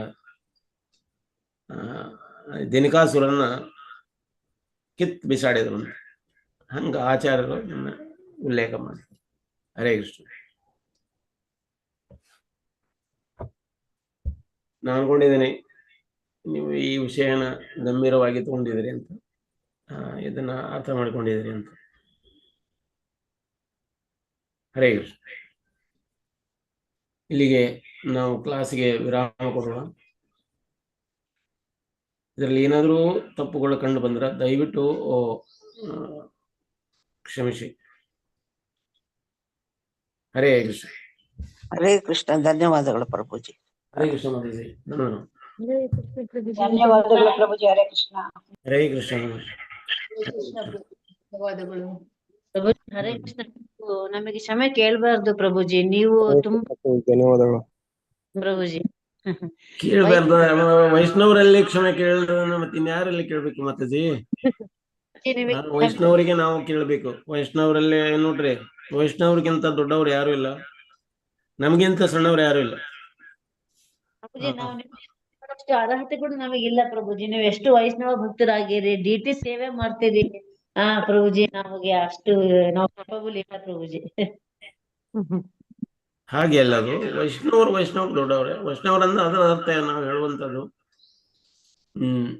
ನಮ್ಮ ನಮ್ರತೆ ನಮ್ಮ ಜೀವನದಲ್ಲಿ ಅಳವಡಿಸಿಕೊಳ್ಬೇಕು ಅಂತ ಆ ಉದ್ದೇಶ ಸಲುವಾಗಿ. ಇಂದ ನಮಗೆ ನಾವು ಹೇಳುವಂತ ವಿಷಯದಲ್ಲಿ ಅಹಂಕಾರ ಬರಬಾರದು ಅಂತ. ಇಲ್ಲಿ ಆಕ್ಚುಲಿ ನಾನು ಅನ್ನುವಂಥದ್ದು ಏನಿದಲ್ಲ, ನಾನು ಅನ್ನುವಂಥ ಅಹಂಕಾರ ನಾವು ಶರೀರಕ್ಕೆ ಸಂಬಂಧಪಟ್ಟಿದ್ದು ಅಂತ. ಈ ಶರೀರ ಧಾರಣೆ ಮಾಡಿದೀವಿ, ಇದರಲ್ಲಿ ಅದ್ರ ಸಲುವಾಗಿ ನಾನು ಅನ್ಲಿಕ್ಕೆ ಅಂತ. ಈ ಶರೀರ ನಾನಲ್ಲ ಅಂತ. ನಾನು ಯಾರು ಹಾಗಾದ್ರೆ? ಭಗವಾನನ ಒಂದು ಅಂಶ. ಇದು ನಿಜವಾದ ಅಹಂಕಾರ. ಇದು ನಾನು ಈ ಶರೀರ ಅನ್ನೋದು ಫಾಲ್ಸ್ ಈಗೋ ಅಂದ್ರೆ ಒಣ ಅಹಂಕಾರ. ಈ ಶರೀರ ಅನ್ನೋದು ಒಂದ್ ದಿನ ಬಿದ್ದು ಹೋಗ್ಬಿಡ್ತೈತಿ. ಈ ಶರೀರದೊಳಗೆ ನಾವು ಇಲ್ಲಿಗೆ ಬಂದಿದ್ದೇವೆ ಅನ್ನೋದು ಆ ದೃಷ್ಟಿಯಿಂದ ಆ ನಮ್ರತೆ ಇರಲು ಸಲುವಾಗಿ ನಾವು ನಿಮ್ಮನ್ನೆಲ್ಲ ಕ್ಷಮೆ ಕೇಳ್ತೇವೆ. ಯಾವ್ದ್ರಲ್ಲಿ ಅಂದ್ರೆ ಈ ವಿಷಯಗಳಲ್ಲಿ ತಪ್ಪು ಬರಬಾರದು ಅಂತ, ತಪ್ಪು ಕಂಡುಬಾರದು. ಕೆಲವೊಮ್ಮೆ ಭಾಷಾ ದೋಷಗಳಾಗಿ ಕಂಡು ಬರ್ತಾವೆ, ಕೆಲವೊಮ್ಮೆ ಫಿಲಾಸಫಿಕಲಿ ತಪ್ಪುಗಳು ಹೇಳುವಂತ ಚಾನ್ಸಸ್ ಇರುತ್ತೆ. ಮಾತಿನ ವೇಗದಲ್ಲಿ ಗೊತ್ತಿಲ್ದೋ ಏನೋ ಬಂದರೂ ಕೂಡ ಕ್ಷಮೆ ಇರಲಿ ಅಂತ ಆ ಉದ್ದೇಶಕ್ಕೆ. ಪ್ರಭುಪಾದ್ ಅವರು ಕೂಡ ಅವರ ಅಂತಿಮ ಟೈಮ್ನಲ್ಲಿ ತಮ್ಮ ಶಿಷ್ಯರಿಗೆ ಹೇಳ್ತಾರೆ, ನೀವೆಲ್ಲ ವೈಷ್ಣವರು ಜಪ ಮಾಡ್ತೀರಿ, ನಾವು ನಿಮಗೆಲ್ಲ ಫೂಲ್, ಪೊಲೀಸ್, ಮೂರ್ಖರು ಅಂತ ಹಂಗೆಲ್ಲ ಕರೆದಿದ್ರು, ರಾಸ್ಕಲ್ಸ್ ಅಂತೆಲ್ಲ ಕರೆದಿದ್ರು. ದಯವಿಟ್ಟು ನನ್ನೆಲ್ಲ ತಪ್ಪುಗಳನ್ನ ಕ್ಷಮಿಸಿ ಅಂತ ಕೇಳ್ತಾ ಇದ್ದಾರೆ. ಪ್ರಭುಪಾದ ಅವ್ರು ಕೇಳ್ತಾ ಇದ್ದಾರೆ, ನಾವ್ ಯಾವ ಒಂದು ಗಿಡದ ಮೂಳೆ. ಗುರುಜಿ ಹೇಳಿ ಮತ್ತೆ. ಗುರುಜಿ ಆಕ್ಚುಲಿ ಈಗ ನಾವು ಹಿಂದೂ ಸಂಪ್ರದಾಯದಲ್ಲಿ ನಮ್ಮಲ್ಲಿ ಬಹಳಷ್ಟು ರೀತಿಯಾದಂತ ದೇವತೆಗಳಿದ್ದಾರೆ. ಬಟ್ ಎಲ್ಲವನ್ನೂ ಕೂಡ ಭಗವಂತ ಸೃಷ್ಟಿಸಿರೋದು ಅಂತ ಗುರ್ತಿಸ್ಕೊಳ್ತೀವಿ. ದೇವನೊಬ್ಬ ನಾಮ ಹಲವು ಅಂತ ಹೇಳ್ತೀವಿ. ಬಟ್ ಆದ್ರೆ ಈಗ ಫಾರ್ ಎಕ್ಸಾಂಪಲ್ ನಾನು ಶಿವನ ಭಕ್ತೆ ಆಗಿದ್ದೆ ಅಂತ ಇಟ್ಕೊಳ್ಳಿ. ಆಗ ನಾನು ಶಿವನನ್ನ ಪೂಜಿಸುವಂತ ಟೈಮಲ್ಲಿ ಮತ್ತೆ ತಿರ್ಗಾ ಕೃಷ್ಣನನ್ನು ಕೂಡ ಆರಾಧಿಸ್ತೀನಿ. ಆಗ ನನ್ನಲ್ಲೇನ್ ಗೊಂದಲ ಅಂತಂದ್ರೆ ಏಕದೈವವನ್ನ ಆರಾಧಿಸ್ಬೇಕಾ ಅಥವಾ ಇವಾಗ ಒಂದೊಂದ್ ದಿನ ಒಂದೊಂದ್ ದೇವರು ಶ್ರೇಷ್ಠ. ಈಗ ನವರಾತ್ರಿ ಆಗಿರೋದ್ರಿಂದ ಮಾತೆಯರನ್ನ ನಾವು ಪೂಜಿಸ್ತಾ ಬರ್ತಿದೀವಿ. ಹಾಗಾಗಿ ಆಗ ಇಲ್ಲಿ ನಮ್ಮಲ್ಲೇನಾದ್ರೂ ಈಗ ಫಾರ್ ಎಕ್ಸಾಂಪಲ್ ನಾನು ಪರ್ಟಿಕ್ಯುಲರ್ ಆಗಿ ಇಂಥ ದೇವ್ರನ್ನೇ ಪೂಜೆ ಮಾಡ್ಬೇಕಾ ಅಂತ ನಾನ್ ಕೇಳಿದಾಗ ನೀವ್ ಕೊಡೋಂತ ಉತ್ತರ ಏನು ಗುರುಜಿ? ಹರೇ ಕೃಷ್ಣ. ವೆರಿ ನೈಸ್ ಪ್ರಶ್ನೆ. ಇಲ್ಲಿ ಪ್ರಭುಪಾದವ್ರು ಕೊಟ್ಟಿರುವಂತದ್ದು ಏನ್ ಹೇಳ್ತಾರೆ, ನಾವು ಶಿವನ ಆರಾಧಕರಾಗಿರ್ಬೋದು ಅಥವಾ ದೈವಿ ಆರಾಧಕರಾಗಿರ್ಬೋದು. ಆದ್ರೆ ಅಲ್ಟಿಮೇಟ್ ಅವ್ರ ಮೂಲಕ ಆದ್ರೂ ಕೂಡ ನಾವು ಶಿವನ ಹತ್ರ ಹೋದಾಗ, ನಾವು ಶಿವನ ಆರಾಧನೆ ಮಾಡಿ ಶಿವನ ಹತ್ರ ಹೋದಾಗ ಶಿವ ಏನ್ ಮಾಡ್ತಾರೆ, ಎಲ್ಲಪ್ಪ ನನ್ನ ಹತ್ರ ಅಲ್ಲ, ಈಗ ಹರೇ ಕೃಷ್ಣ ಮಹಾಮಂತ್ರ ಜಪ ಮಾಡೋ, ನೀನು ಇಲ್ಲಿಂದ ಭಗವಾನ್ ಹೋಗು ಅಂತ ಅಲ್ಲಿಂದ ಬೈಪಾಸ್ ಕೊಡ್ತಾರ, ಅಲ್ಲಿಂದ ಹೋಗ್ತಾರ, ಅವ್ರಿಗೆ ಅಲ್ಲಿಂದ ಪುಷ್ ಮಾಡ್ತಾರೆ. ನೀವು ಅಲ್ಲಿವರೆಗೆ ವೇಟ್ ಮಾಡೋದು ಯಾಕೆ? ಶಿವ ಯಾವಾಗ ಖುಷಿ ಆಗ್ತಾನೆ? ಶಿವನ ಹೆಸರು ತಗೊಂಡಾಗ ಅವಾಗ ಶಿವ ಖುಷಿ ಆಗೋದಲ್ಲ. ಶಿವನಿಗೆ ಬೇಕಾದವರು ಯಾರು? ಅದಕ್ಕ ಪಾರ್ವತಿ ದೇವಿ ಇದು ಬರ್ತದೆ, ಇದು ಪದ್ಮಪುರಾಣದಲ್ಲಿ, ಪದ್ಮಪುರಾಣ ಅಲ್ಲ ದೇವಿ ಪುರಾಣದಲ್ಲಿ ಬರ್ತದೆ ಉಲ್ಲೇಖ ಕಾಣುತ್ತೆ. ದೇವಿ ಕೇಳ್ತಾರೆ, ಪಾರ್ವತಿ ದೇವಿ ಕೇಳ್ತಾರೆ, ಪೂಜೆ ಮಾಡೋದಾದ್ರ ಆರಾಧನೆ ಮಾಡೋದಾದ್ರೆ ನಿಮ್ಮನ್ನೇ ಮಾಡ್ಬೇಕು ಅಥವಾ ಬೇರೆ ಯಾರಾದ್ರೂ ಇದಾರೆ? ಅವಾಗ ಶಿವ ಹೇಳ್ತಾರೆ, ಆರಾಧನಾ ವಿಷ್ಣುರ ಆರಾಧನಾ ಸರ್ವೇಶಾಂ ಅಂತ. ಆರಾಧನೆ ಮಾಡೋದಾದ್ರ, ಪೂಜೆ ಮಾಡೋದಾದ್ರ ವಿಷ್ಣುನ ಪೂಜೆ ಮಾಡ್ಬೇಕು, ಅವ ನನ್ನ ಆರಾಧ್ಯ ದೈವ, ಅವನು ಪೂಜೆ ಮಾಡೋದ್ರಿಂದ ನಾ ಖುಷಿ ಆಗ್ತೇನೆ ಅಂತ ಹೇಳ್ತಾನೆ ಶಿವ. ಸ್ವತಃ ಶಿವ ಅಥವಾ ದುರ್ಗಾದೇವಿನೇ ಹೇಳ್ತಾ ಇರ್ಬೇಕಾದ್ರೆ ಅಥವಾ ಪಾರ್ವತಿ ದೇವಿನೇ ಹೇಳ್ತಾ ಇರ್ಬೇಕಾದ್ರೆ ಅವನ ಮಾತಿಗೆ ನಾವು ಬೆಲೆ ಕೊಡ್ಬೇಕ ಹೊರತು ನಾವು ನಡ್ಕೊಳ್ಳುವಂತ ರೀತಿ ಒಳಗೆ ನಾವು ನಿಮ್ಮನ್ನೇ ಪೂಜಿಸ್ತೀವಿ ಅಂತ ಅನ್ನೋಕ್ಕಿಂತ ಅವ್ರು ಹೇಳಿರುವಂತ ವಾಕ್ಯಗಳನ್ನು ನಾವು ಪಾಲಿಸೋದು ಬಹಳ ಉತ್ತಮ. ಯಾಕಂದ್ರೆ ಅವರ ಆಜ್ಞೆಗಳನ್ನು ಪಾಲಿಸೋದ್ರಲ್ಲಿ ನಮ್ಮ ಒಂದು ಬಲಾಯಿ ಇದೆ. ನಮ್ಮ ಒಂದು ರಕ್ಷಣೆ ಸಲುವಾಗಿ ಅಥವಾ ನಮ್ಮನ್ನ ಭಕ್ತಿಯ ಒಂದು ಉತ್ತಮ ಸ್ಥಿತಿಗೆ ಏರಿಸುವ ಸಲುವಾಗಿ ಅವರು ಪ್ರಯತ್ನ ಪಡ್ತಾರೆ. ಅದಕ್ಕ ಈಗ ನೋಡ್ರಿ, ಇದು ಎಲ್ಲ ಅಡ್ಮಿನಿಸ್ಟ್ರೇಷನ್ ಅಂತಂದ್ರೆ, ಈಗ ಒಂದು ಕಂಪನಿಗೆ ಫೈನಾನ್ಸಿಯಲ್ ಮ್ಯಾನೇಜ್ಮೆಂಟ್ ಅಂತ ಬೇಕು, ಪ್ರೊಡಕ್ಷನ್ ಮ್ಯಾನೇಜ್ಮೆಂಟ್ ಬೇಕು, ಆಮೇಲೆ ಅದನ್ನೆಲ್ಲ ಹೋಲ್ ಅಂಡ್ ಸೋಲ್ ನೋಡ್ಕೊಳ್ಳುವಂತ ಪ್ರಾಜೆಕ್ಟ್ ಮ್ಯಾನೇಜ್ಮೆಂಟ್ ಬೇಕು. ಆ ಮ್ಯಾನೇಜ್ಮೆಂಟ್ ಡಿಪಾರ್ಟ್ಮೆಂಟ್ ಮ್ಯಾನೇಜ್ ಮಾಡ್ಲಿಕ್ಕೆ ಮ್ಯಾನೇಜರ್ಸ್ ಬೇಕು. ಅಕೌಂಟಿಂಗ್ ಒಬ್ಬರಿಗೆ ಮ್ಯಾನೇಜರ್ ಇರ್ತಾರೆ, ಪ್ರೊಡಕ್ಷನ್ ಮ್ಯಾನೇಜರ್ ಇರ್ತಾರೆ, ಮಾರ್ಕೆಟಿಂಗ್ ಮ್ಯಾನೇಜರ್ ಇರ್ತಾರೆ. ಹಿಂಗ್ ಬೇರೆ ಬೇರೆ ಡಿಪಾರ್ಟ್ಮೆಂಟ್ಗೆ ಮ್ಯಾನೇಜರ್ಸ್, ಆಯಾ ಮ್ಯಾನೇಜರ್ಸ್ಗೆ ಹೊಂದಿಸಿದ್ದಾರೆ. ಇಂದ್ರ, ಚಂದ್ರ, ವರುಣ, ಅಗ್ನಿ, ಸೂರ್ಯ, ಇವರೆಲ್ಲ ಬೇರೆ ಡಿಪಾರ್ಟ್ಮೆಂಟ್ ನೋಡ್ಕೊತಾ ಇದ್ದಾರೆ. ಹಂಗ ಶಿವ ಕೂಡ ಒಂದು ಡಿಪಾರ್ಟ್ಮೆಂಟ್ ನೋಡ್ಕೊಳ್ತಾ ಇದ್ದಾರೆ, ಬ್ರಹ್ಮ ಒಂದು ಡಿಪಾರ್ಟ್ಮೆಂಟ್ ನೋಡ್ಕೊಳ್ತಾ ಇದ್ದಾರೆ, ಇಂದ್ರ ಒಂದು ಡಿಪಾರ್ಟ್ಮೆಂಟ್ ನೋಡ್ಕೊಳ್ತಾ ಇದ್ದಾರೆ, ಇಂದ್ರ ಏನೈತಿ ಮಳೆಯ ಒಂದು ಡಿಪಾರ್ಟ್ಮೆಂಟ್ ನೋಡ್ಕೊಳ್ತಾ ಇದ್ದಾರೆ. ಈಗ ನಾವೊಂದು ಕಣ್ಣು ಹಿಂಗ್ ಪುಳುಕಿಸ್ಬೇಕಾದ್ರೂ ಕೂಡ ಅದನ್ನ ಪುಳುಕಿಸುವಂತ ಫಲಕ್ ಏನೈತಲ್ಲ ಅದನ್ನ ಕಂಟ್ರೋಲ್ ಮಾಡ್ಲಿಕ್ಕೆ ಒಬ್ಬರು ದೇವತೆಗಳಿದ್ದಾರೆ. ಈಗ ನಮ್ಮ ಕಣ್ಣಿನ ಒಂದು ರೋಶನಿ ಇದೆಲ್ಲ, ಬೆಳಕಿದೆ, ಆ ಬೆಳಕನ್ನು ನೋಡೋರು ಯಾರು? ಬೆಳಕು ಎಲ್ಲಿಂದ ಬರ್ತದೆ? ಸೂರ್ಯನ ಕಂಟ್ರೋಲ್ ಸಿಕ್ಕೊಳ್ಳೋದು. ಈಗ ಹೊಟ್ಟೆ ಒಳಗ ನಮ್ಮದು ಅಗ್ನಿ ಅಂದ್ರೆ, ಅಗ್ನಿ ಇರ್ಲಿಲ್ಲ ಅಂದ್ರೆ ನಮ್ಗ ಮಂದಾಗ್ನಿ ಆಗಿಬಿಡ್ತದೆ. ಈಗ ನಾವು ಹೊಟ್ಟೆ ಅಜೀರ್ಣ ಆಗಲಿ, ಅಗ್ನಿ ಜ್ವಲಿತ ಬರೋಬ್ಬರಿ ಆಗ್ಲಿಲ್ಲ ಅಂದ್ರೆ ಅದು ಪಚನ ಕ್ರಿಯೆ ಸರಿಯಾಗಿರೋದಿಲ್ಲ. ಅದನ್ನ ನಡೆಸುವಂತ ವ್ಯಕ್ತಿ ಅವರು ಅಗ್ನಿ ದೇವರು. ಹಿಂಗ್ ಬೇರೆ ಡಿಪಾರ್ಟ್ಮೆಂಟ್ ಬೇರೆ ಮ್ಯಾನೇಜರ್ಸ್ ಹ್ಯಾಂಡಲ್ ಮಾಡ್ತಾ ಇದ್ದಾರೆ. ನಾವು ಅವರನ್ನೇ ಪೂಜಿಸ್ಲಿಕ್ಕೆ, ಅವ್ರನ್ನ ಪೂಜಿಸೋಕ್ಕಿಂತ ಅವರು ಯಾರನ್ನು ಪೂಜಿಸ್ತಾ ಇದ್ದಾರೆ, ಅವರಿಗೆ ಬೇಕಾದವ್ರು ಯಾರಿದ್ದಾರೆ ಅವ್ರಿಗೆ ನಾವು ಪೂಜಿಸ್ಬೇಕು, ಅವಾಗ ಅವ್ರು ಖುಷಿ. ನೋಡ್ರಿ, ಭಗವಾನ್ ಹಿಂಗ್ ಮ್ಯಾಲಿಂದ ಕೊಡ್ತಾನೆ ಇದ್ದಾನೆ ಕೊಡ್ತಾ ಇದ್ದಾನೆ, ನಾವು ಅವ್ರ ಕಡೆಗೆ ನೋಡ್ತಾ ಇಲ್ಲ. ಅದು ಯಾರ ಥ್ರೂ ಬರ್ಲಿಕ್ಕೆ, ಇವರೆಲ್ಲ ಮ್ಯಾನೇಜರ್ಸ್ ಏನದಲ್ಲ, ಇವ್ರ ಥ್ರೂ ಬರ್ಲಿಕ್ಕೆ. ಈಗ ನಾವು ಹಿಂದಿನ ಕ್ಲಾಸ್ನಲ್ಲಿ ಹೇಳಿದ್ನಿ ಕಾಣ್ತಾ ಇದ್ವಿ ಉದಾಹರಣೆ. ನೀವು ರೈಲ್ವೆದಲ್ಲಿ ಹೋದಾಗ ಈ ಭಿಕ್ಷುಕರು ಬರ್ತಾರೆ. ಒಬ್ಬ ಕಣ್ಣಿಲ್ಲದವ ಬಂದ, ಅವ ತನ್ನ ಬಟ್ಟೆನ ತೆಗೆದು ನಾವು ಕುಳಿತುಕೊಳ್ಳುವಂತ ಈ ಜಗದಲ್ಲಿ ಕಾಲಿನ ಅಡಿಯಲ್ಲಿ ಅದನ್ನ ಸಾಫ್ ಮಾಡಿ ಏನಾದ್ರೂ ಕೊಡ್ರಿ ಅಂತ ಕೈ ಕೇಳ್ತಾರೆ. ಈಗ ಕೆಳಗ್ ಕೊಡ್ತೇನೋ, ಕೆಳಗಿನ ಬರ್ತ್ನಲ್ಲಿ ಕುಂತವ್ರಿಗೆ ಏನು ಕೊಡ್ಲಿಲ್ಲ. ಮೇಲಿನ ಅಂದ್ರೆ ಸೆಕೆಂಡ್ ಬರ್ತ್ನಲ್ಲಿ ಕುಂತವ್ರು ಏನು ಕೊಡ್ಲಿಲ್ಲ. ಆದ್ರೆ ಮ್ಯಾಲ್ ಕುಂತ ಒಬ್ಬ ವ್ಯಕ್ತಿ ಏನ್ ಮಾಡಿದ, ಅವನಿಗೊಂದಿಷ್ಟು ಏನು ಕೊಡಪ್ಪ ಅಂತ ಯಾರ ಕೈ ಕೊಟ್ಟವ? ನಡಿವಿರುವಂತ ಬರ್ತ್ನಲ್ಲಿ ಇರೋವನ್ ಕೈ ಕೊಟ್ಟ. ಅವ್ ನಡಿವಿರೋ ಬರ್ತ್ನ ಕೆಳಗಿನ ಕೈ ಕೊಟ್ಟ. ಯಾರು ಥ್ರೂ ಬಂತದ್ದು? ಕೆಳಗ್ ಕೂತವನ್ ಥ್ರೂ ಅವ್ನ ಕೈಗೆ ಬಂದ್ ಮುಗ್ತೇವ್ ನಾವು. ಅವ ಏನ್ ಭಿಕ್ಷಕ ಏನಂದ, ಏನಪ್ಪಾ ಇವ್ರು ಕೆಳಗಿದ್ದವ್ರು ಎಂತ ಒಳ್ಳೆಯವ್ರು, ಮ್ಯಾಲ್ ಕುಂತವ್ರು ಏನೂ ಕೊಡ್ಲೇ ಇಲ್ಲ ಅಂತ. ಕೊಟ್ಟವ್ರು ಯಾರು? ಮೇಲೆ ಇದ್ದವ್ರೇ ಕೊಟ್ಟವ್ರು. ನಮಗ್ ಯಾರ ಥ್ರೂ ಬಂತು ನಾವು ಅವ್ರನ್ನ ಅಷ್ಟೇ ರೆಸ್ಪೆಕ್ಟ್ ಮಾಡ್ತಾ ಇದ್ವಿ. ನಾವ್ ಯಾರು ನಿಜವಾಗ್ಲೂ ಕೊಟ್ಟವ್ರ ಅದಲ್ಲ ಅವ್ರಿಗೆ ನಾವು ರೆಸ್ಪೆಕ್ಟ್ ಮಾಡ್ಲಿಕ್ತಾ ಇರಲಿಲ್ಲ.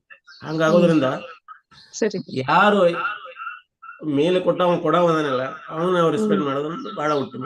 ಮತ್ತೆ ಇನ್ನೊಂದು ನೀವು ಕೇಳಿದ್ರಿ, ಅನೇಕ ದೇವರುಗಳದಾವು, ಅನೇಕ ದೇವರುಗಳನ್ನ ಆರಾಧನೆ ಮಾಡ್ತಾ ಇದ್ವಿ. ನಾವು ಏಕ ದೇವರನ್ನ ಹೆಂಗ್ ಆರಾಧನೆ ಮಾಡಿದ್ವಿ? ಈಗ ನೋಡಿ, ಒಂದು ಗಿಡ ಇದೆ, ಗಿಡದ ಒಂದೊಂದು ಎಲೆಗೆ ನೀರ್ ಹಾಕ್ತಾ ಹೋದ್ರೆ ಎಷ್ಟು ದಿನ ಬೇಕು ನಮಗೆ? ಒಂದು ದೊಡ್ಡ ಮರ, ಆಲದ ಮರ ಅಂತ ಅನ್ಕೊಳ್ಳಿ. ಆಲದ ಮರದ ಒಂದೊಂದು ಎಲೆಗೆ ನೀರ್ ಕೊಡ್ಲಿಕ್ಕೆ ಹೋದ್ರೆ ನಾವ್ ಹೆಂಗ್ ಆಗ್ತದೆ? ಹಂಗ 33 ಕೋಟಿ ದೇವಿ ದೇವತಾ ಅದಾರ.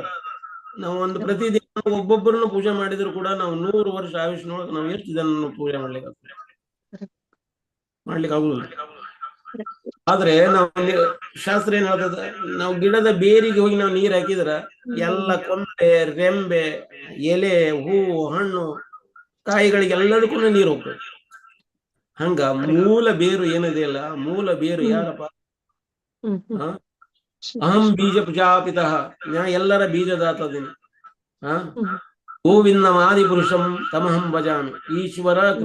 ಈಶ್ವರ ಪರಮ ಕೃಷ್ಣ ಸಚ್ಚಿದಾನಂದ ವಿಗ್ರಹ ಅನಾದಿರಾದಿರ್ ಗೋವಿಂದ ಸರ್ವ ಕಾರಣ. ಈ ಜಗತ್ತಿನೊಳಗೆ ಏನೆಲ್ಲ ಕಾರಣಗಳದವ ಆ ಕಾರಣಗಳ ಹಿಂದಿನ ಕಾರಣ ಯಾರಿದ್ದಾರೆ?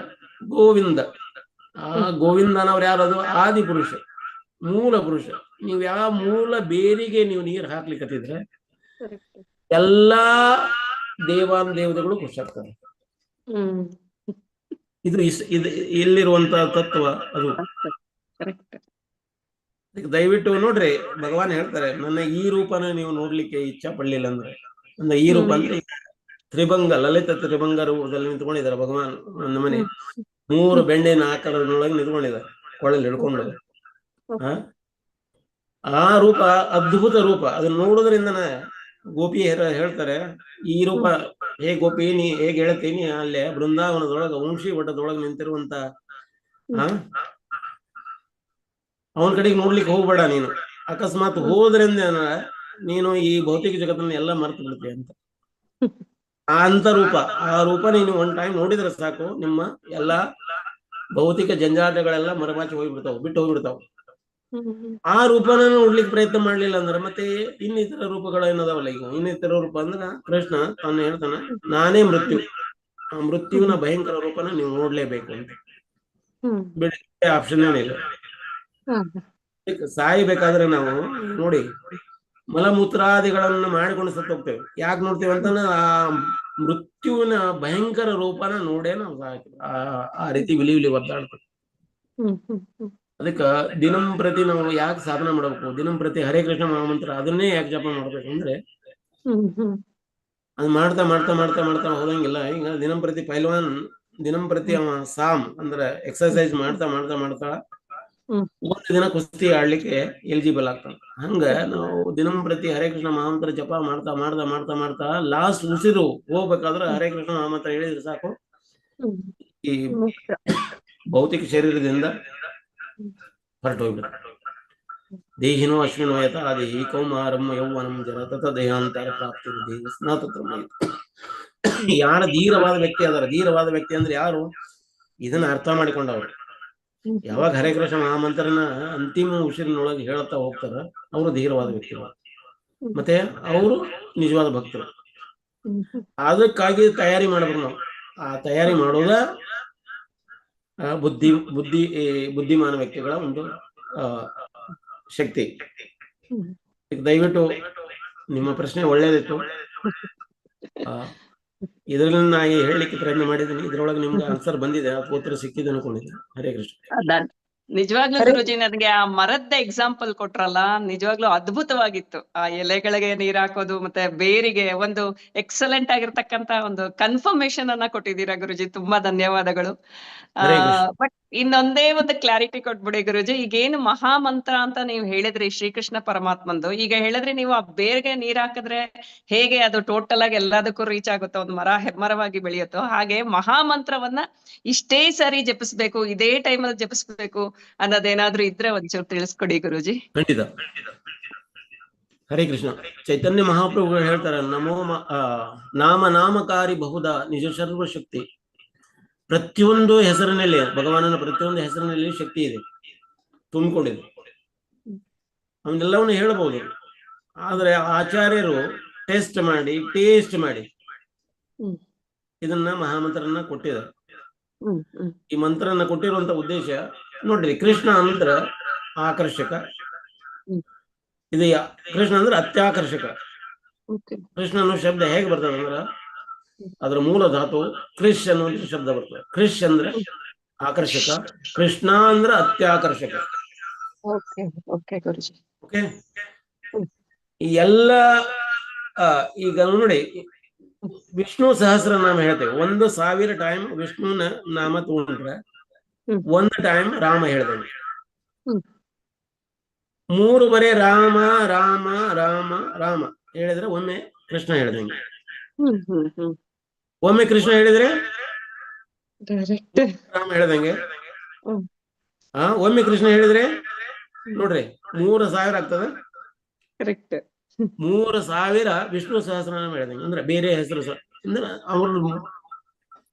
ಅವರ ಪೊಟೆನ್ಸಿ ಇರುವಂತ ನಾಮ ಯಾವ್ದಂದ್ರ ಅದಿ ಕೃಷ್ಣ ಅಂತ. ಆ ಕೃಷ್ಣನ ಹೆಸರಿನಿಂದನೇ ಎಲ್ಲಾ ಹೆಸರುಗಳು ಬರ್ತಾವ. ಈಸ್ ದ ಮೂಲ ಪುರುಷ, ಅವತಾರಿ, ಮೂಲ ಅವತಾರಿ ಅಥವಾ ಕೃಷ್ಣ, ಅವ್ರಲಿಂದನೇ ಎಲ್ಲವೂ ಬರ್ತವೆ. ಹಂಗ ಬರೋದ್ರಿಂದ ಯಾವಾಗ ನೀವು ಕೃಷ್ಣನ ನಾಮ ತಗೊಳ್ಳಿಕತ್ತೀರಿ, ಹರೇ ಕೃಷ್ಣ ಕೃಷ್ಣ ಕೃಷ್ಣ ಹರೇ ಹರೇ, ಹರೇ ರಾಮ ರಾಮ ರಾಮ ಹರೇ ಹರೇ. ಹರೇ ಅಂದ್ರ ಶ್ರೀಮತಿ ರಾಧಾರಾಣಿ ಅಂದ್ರ ಶಕ್ತಿ, ಶಕ್ತಿಯ ಮೂಲದಾತ. ಯಾರು ಶಕ್ತಿಯನ್ನು ಕೊಡುವ ಯಾರಿದಾರ? ಕೃಷ್ಣ. ಅವಾಗ ನಾವು ತಾಯಿನ ಮೂಲಕ ತಂದೆ ಹತ್ರ ಹೋಗು, ಅದನ್ನ ಮಧ್ವಾಚಾರ್ಯರು ಹೇಳ್ತಾರೆ. ಪೂಜಿಸುವುದಾದ್ರ ನೀವು ಸೀತಾರಾಮನ ಪೂಜಿಸ್ರಿ, ಲಕ್ಷ್ಮೀನಾರಾಯಣ ಪೂಜಿಸ್ರಿ, ಲಕ್ಷ್ಮೀ ನರಸಿಂಹನ ಪೂಜಿಸ್ರಿ, ರಾಧಾಕೃಷ್ಣನ್ ಪೂಜಿಸ್ರಿ ಅಂತ. ಅಂದ್ರ ತಾಯಿಯ ಮೂಲಕ ತಂದೆ ಹತ್ರ ಹೋಗ್ಬೇಕು ಅಂತ ಕಾನ್ಸೆಪ್ಟ್. ಅಂದ್ರೆ ನಾವು ತಂದೆನ ಡೈರೆಕ್ಟ್ ಆಗಿ ಹೋಗಿ ಭೇಟಿ ಆಗ್ಲಿಕ್ಕೆ ಆಗೋದಿಲ್ಲ. ತಾಯಿ ಥ್ರೂ ನಾವು ನಮ್ಮ ಇಚ್ಛೆಗಳನ್ನ, ಭಕ್ತಿ ಇಚ್ಛೆಗಳನ್ನ ಫುಲ್ಫಿಲ್ ಮಾಡ್ಲಿಕ್ಕೆ ತಾಯಿ ಏನ್ ಮಾಡ್ತಾರೆ, ನಮ್ಗೆ ಹೆಲ್ಪ್ ಮಾಡ್ತಾರೆ. ಯಾವಾಗ್ಲೂ ನಮ್ ತಾಯಿ ನಮ್ಮನ್ನ ರಕ್ಷಣೆ ಮಾಡ್ತಾರೆ ಅಂತ. ತಾಯಿ ರೂಪದಲ್ಲಿ ಇರೋರು ಯಾರು? ಕೃಷ್ಣನೇ.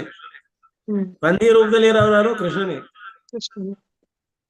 ಆಯಾ ಭಾವಕ್ಕೆ ಅನುಗುಣವಾಗಿ ಭಗವಾನ್ ಏನ್ ಮಾಡ್ತಾರೆ, ನಮ್ಮನ್ನ ಕರ್ಕೊಂಡು ಹೋಗ್ತಾರೆ. ಹರೇ ಕೃಷ್ಣ. ನಿಮ್ಮ ಪ್ರಶ್ನೆಗೆ ಉತ್ತರ ಸಿಕ್ಕಿದೆ ಅನ್ಕೊಂಡಿದ್ದೀನಿ. ಹರೇ ಕೃಷ್ಣ. ಯಾಕೆ ಮಹಾಮಂತ್ರ ಅಂತ ಹೇಳ್ತೇವೆ? ಮಂತ್ರಗಳಲ್ಲೇ ಮಹಾಮಂತ್ರ. ನಿಮ್ ನೋಡ್ರಿ, ಜನ್ಮ ಮೃತ್ಯು ಜರಾ ವ್ಯಾಧಿಯಿಂದ ನಿಮ್ಮನ್ನು ಹೊರಗೆ ತೆಗೆಯೋದು ಯಾವ ಮಂತ್ರ ಇದೆ, ಆ ಮಂತ್ರ ಹೇಳ್ಬೋದು. ಇವೆಲ್ಲಾ ಮಂತ್ರಗಳು ಅದಾವು. ಆ ಮಂತ್ರಗಳು ಏನ್ ಮಾಡ್ತಾವ, ನಿಮ್ಮನ್ನು ಒಂದು ಹಂತಕ್ಕೆ ತಗೊಂಡ್ ನಿಲ್ಲಿಸ್ತಾವ. ಈ ಮಂತ್ರ ಏನತ್ತಲ್ಲ, ನಿಮ್ಮ ಮೂಲ ಸದ್ಗತಿಗೆ ತಗೊಂಡು ಹೋಗ್ತದೆ. ತನಕ ಹೋಗಿ ಮುಟ್ಟಿಸ್ತದ, ಪರಮಾತ್ಮನವರಿಗೆ ಮುಟ್ಟಿಸ್ತದೆ. ಅದಕ್ಕೆ ಇದನ್ನ ಮಹಾಮಂತ್ರ ಅಂತ ಹೇಳ್ತಾರೆ. ಹುಟ್ಟು ಸಾವುಗಳಿಂದ ನಿಮ್ಮನ್ನ ಮುಕ್ತ ಮಾಡ್ತದೆ. ಅದಕ್ಕೆ ಇದಕ್ಕೆ ಮಹಾಮಂತ್ರ ಅಂತ ಹೇಳ್ತಾರೆ. ಮಹಾ ಅಂದ್ರೆ ಇದಕ್ಕಿಂತ ಮತ್ ಮೇಲೆ ಯಾವುದೇ ಇಲ್ಲ, ಅದೇ ಲಾಸ್ಟ್ ಒಂದು. ಹಾಗೆ ಹರೇ ಕೃಷ್ಣ. ಅದೇ ಗುರುಜಿ, ಇಷ್ಟೊತ್ತಿಗೆ ಹೇಳ್ಬೇಕು, ಇಷ್ಟೇ ಟೈಮ್ ಹೇಳ್ಬೇಕು ಅಂತ ಏನಾದ್ರು ಪರ್ಟಿಕ್ಯುಲರ್ ಆಗಿದೆಯಾ ಗುರುಜಿ? ಇಲ್ಲ, ನೀವು ಯಾವಾಗ್ಲೂ ತಗೊಳ್ಬಹುದು. ಈಗ ಮಂತ್ರ ಹೇಳುದು ಪ್ರಭುಪಾದರು ಹೇಳ್ತಾರೆ, ಹಾ. ಏಕಾದಶಿ ಟೈಮ್ನಲ್ಲಿ 16 ರೌಂಡ್ ಜಪ ಮಾಡ್ಬೇಕು, ಅದಕ್ಕಿಂತ ಜಾಸ್ತಿ ಮಾಡ್ಬೇಕಂತ ಪ್ರಭುಪಾದರು ಹೇಳಿದ್ರು. ನಾ 16 ರೌಂಡ್ ಜಪ ಮಾಡ್ಲಿಕ್ಕೆ ಎಲ್ಲಿ ಹೇಳಿದ್ದೀನಿ? 16 ರೌಂಡ್ ಅಲ್ಲ, ಕಂಟಿನ್ಯೂಸ್ ಮಾಡ್ತಾ ಇರ್ಬೇಕಂತ. ನೀವು ಯಾವ ಟೈಮ್ ಬಿಡೋಂಗಿಲ್ಲ. ಹರೇ ಕೃಷ್ಣ ಮಹಾಮಂತ್ರ ಹೇಳ್ತಾನೆ ಇರ್ಬೇಕು. ಓಕೆ ಪ್ರಭುಪಾದರು ಕೊಟ್ಟಿರೋದು. ಅಂದ್ರೆ ಈಗ ನಾವು ನೋಡಿ, ನಾವು ಸಿಟಿ ಜೀವನದೊಳಗದೀವಿ, ಮಿನಿಮೈಸ್ ಟೈಮ್ ನೊಳಗದೀವಿ, ಟೈಮ್ನೊಳಗೆ ನಾವು ಜೀವನ ಮಾಡ್ಬೇಕಾಗ್ತದೆ. ಅದಕ್ಕೆ ಮಾರ್ನಿಂಗ್ ಅವರ್ಸ್ ನಲ್ಲಿ ನೀವು ಅದರ ಎದ್ದು ಸ್ನಾನಾದಿಗಳನ್ನ ಮಾಡ್ಕೊಂಡು ಒಂದಿಷ್ಟು ಮಾಡಿದ್ರೆ ಸತ್ವ ಗುಣದಲ್ಲಿ ನೀವು ಜಪ ಮಾಡ್ತೀರಿ. ನಿಮ್ಗೆ ಟೈಮ್ ಮ್ಯಾನೇಜ್ ಆಗೋದಿಲ್ಲ. ಮನಿ ಒಳಗ ವರ್ಕ್ ಮಾಡ್ಬೇಕಾಗ್ತದ, ಅಡಿಗೆ ಮಾಡ್ಬೇಕಾಗ್ತದೆ, ಪರಮಾತ್ಮನಿಗೆ ಸೇವೆ ಮಾಡ್ಬೇಕು, ಅಥವಾ ಮಕ್ಕಳನ್ನ ಸ್ಕೂಲ್ ಬಿಡ್ಬೇಕು, ಬುತ್ತೆ ಮಾಡ್ಬೇಕು, ಅಥವಾ ಅಡಿಗೆ ಮಾಡ್ಬೇಕು ಅನ್ನೋದು. ನೀವು ಅಡಿಗೆ ಮಾಡಿ ಆದ್ಮೇಲೆನೂ ಕೂಡ ಸ್ವಲ್ಪ ಟೈಮ್ ತಕೊಂಡು, ಸ್ಪೆಸಿಫಿಕ್ ಟೈಮ್ ತಕೊಂಡು ಕೃಷ್ಣನ ಪ್ರಾರ್ಥನೆ ಮಾಡಿದ್ರೆ ಮಾಡ್ಬೋದು. ಯಾವಾಗಾದ್ರೂ ಮಾಡ್ಬೋದು, ಯಾವಾಗಾದ್ರೂ ಮಾಡ್ಬೋದು. ಮಲಗು ಟೈಮ್ನಲ್ಲಾದ್ರೂ ಮಾಡ್ಬೋದು ಜಪ. ಆದ್ರೆ ಸತ್ವಗುಣದಲ್ಲೇ, ಸತ್ವಗುಣ ಟೈಮ್ ಯಾವಾಗ ಇರ್ತದೆ? ಬ್ರಾಹ್ಮಿ ಮುಹೂರ್ತದೊಳಗೆ ಇರ್ತದೆ. ಆ ಟೈಮ್ ಜಪ ಮಾಡಿದ್ರೆ ಬಹಳ ಎಫೆಕ್ಟಿವ್ ಆಗಿರ್ತದೆ. ಸರಿ ಗುರುಜಿ. ಹರೇ ಕೃಷ್ಣ. Thank you Guruji. ಸರಿ, ಇಲ್ಲಿವರೆಗೆ ಈ ಕ್ಲಾಸು ಮುಂದುವರಿತು. ಟೈಮ್ ಜಾಸ್ತಿ ತಗೊಂಡಿದ್ದೀನಿ. I am very sorry. Hare Krishna. Krishna Prabhu, ಧನ್ಯವಾದಗಳು. ಹರೇ ಕೃಷ್ಣ. ಹರೇ ಕೃಷ್ಣ. ಹರೇ ಕೃಷ್ಣ. ಧನ್ಯವಾದಗಳು. ಹರೇ ಕೃಷ್ಣ ಪ್ರಭು. ಹರೇ ಕೃಷ್ಣ ಪ್ರಭುಜಿ, ಧನ್ಯವಾದಗಳು. ಹರೇ ಕೃಷ್ಣ ಮಾತಾಜಿ. ಹರೇ ಕೃಷ್ಣ ಪ್ರಭುಜಿ, ಧನ್ಯವಾದಗಳು ಪ್ರಭುಜಿ. ಹರೇ ಹರೇ ಕೃಷ್ಣ. ಕೃಷ್ಣ. ಹರೇ ಕೃಷ್ಣ ಪ್ರಭು. ಹರೇ ಕೃಷ್ಣ. ಈ ಕ್ಲಾಸ್ ಮುಗಿಸುವ.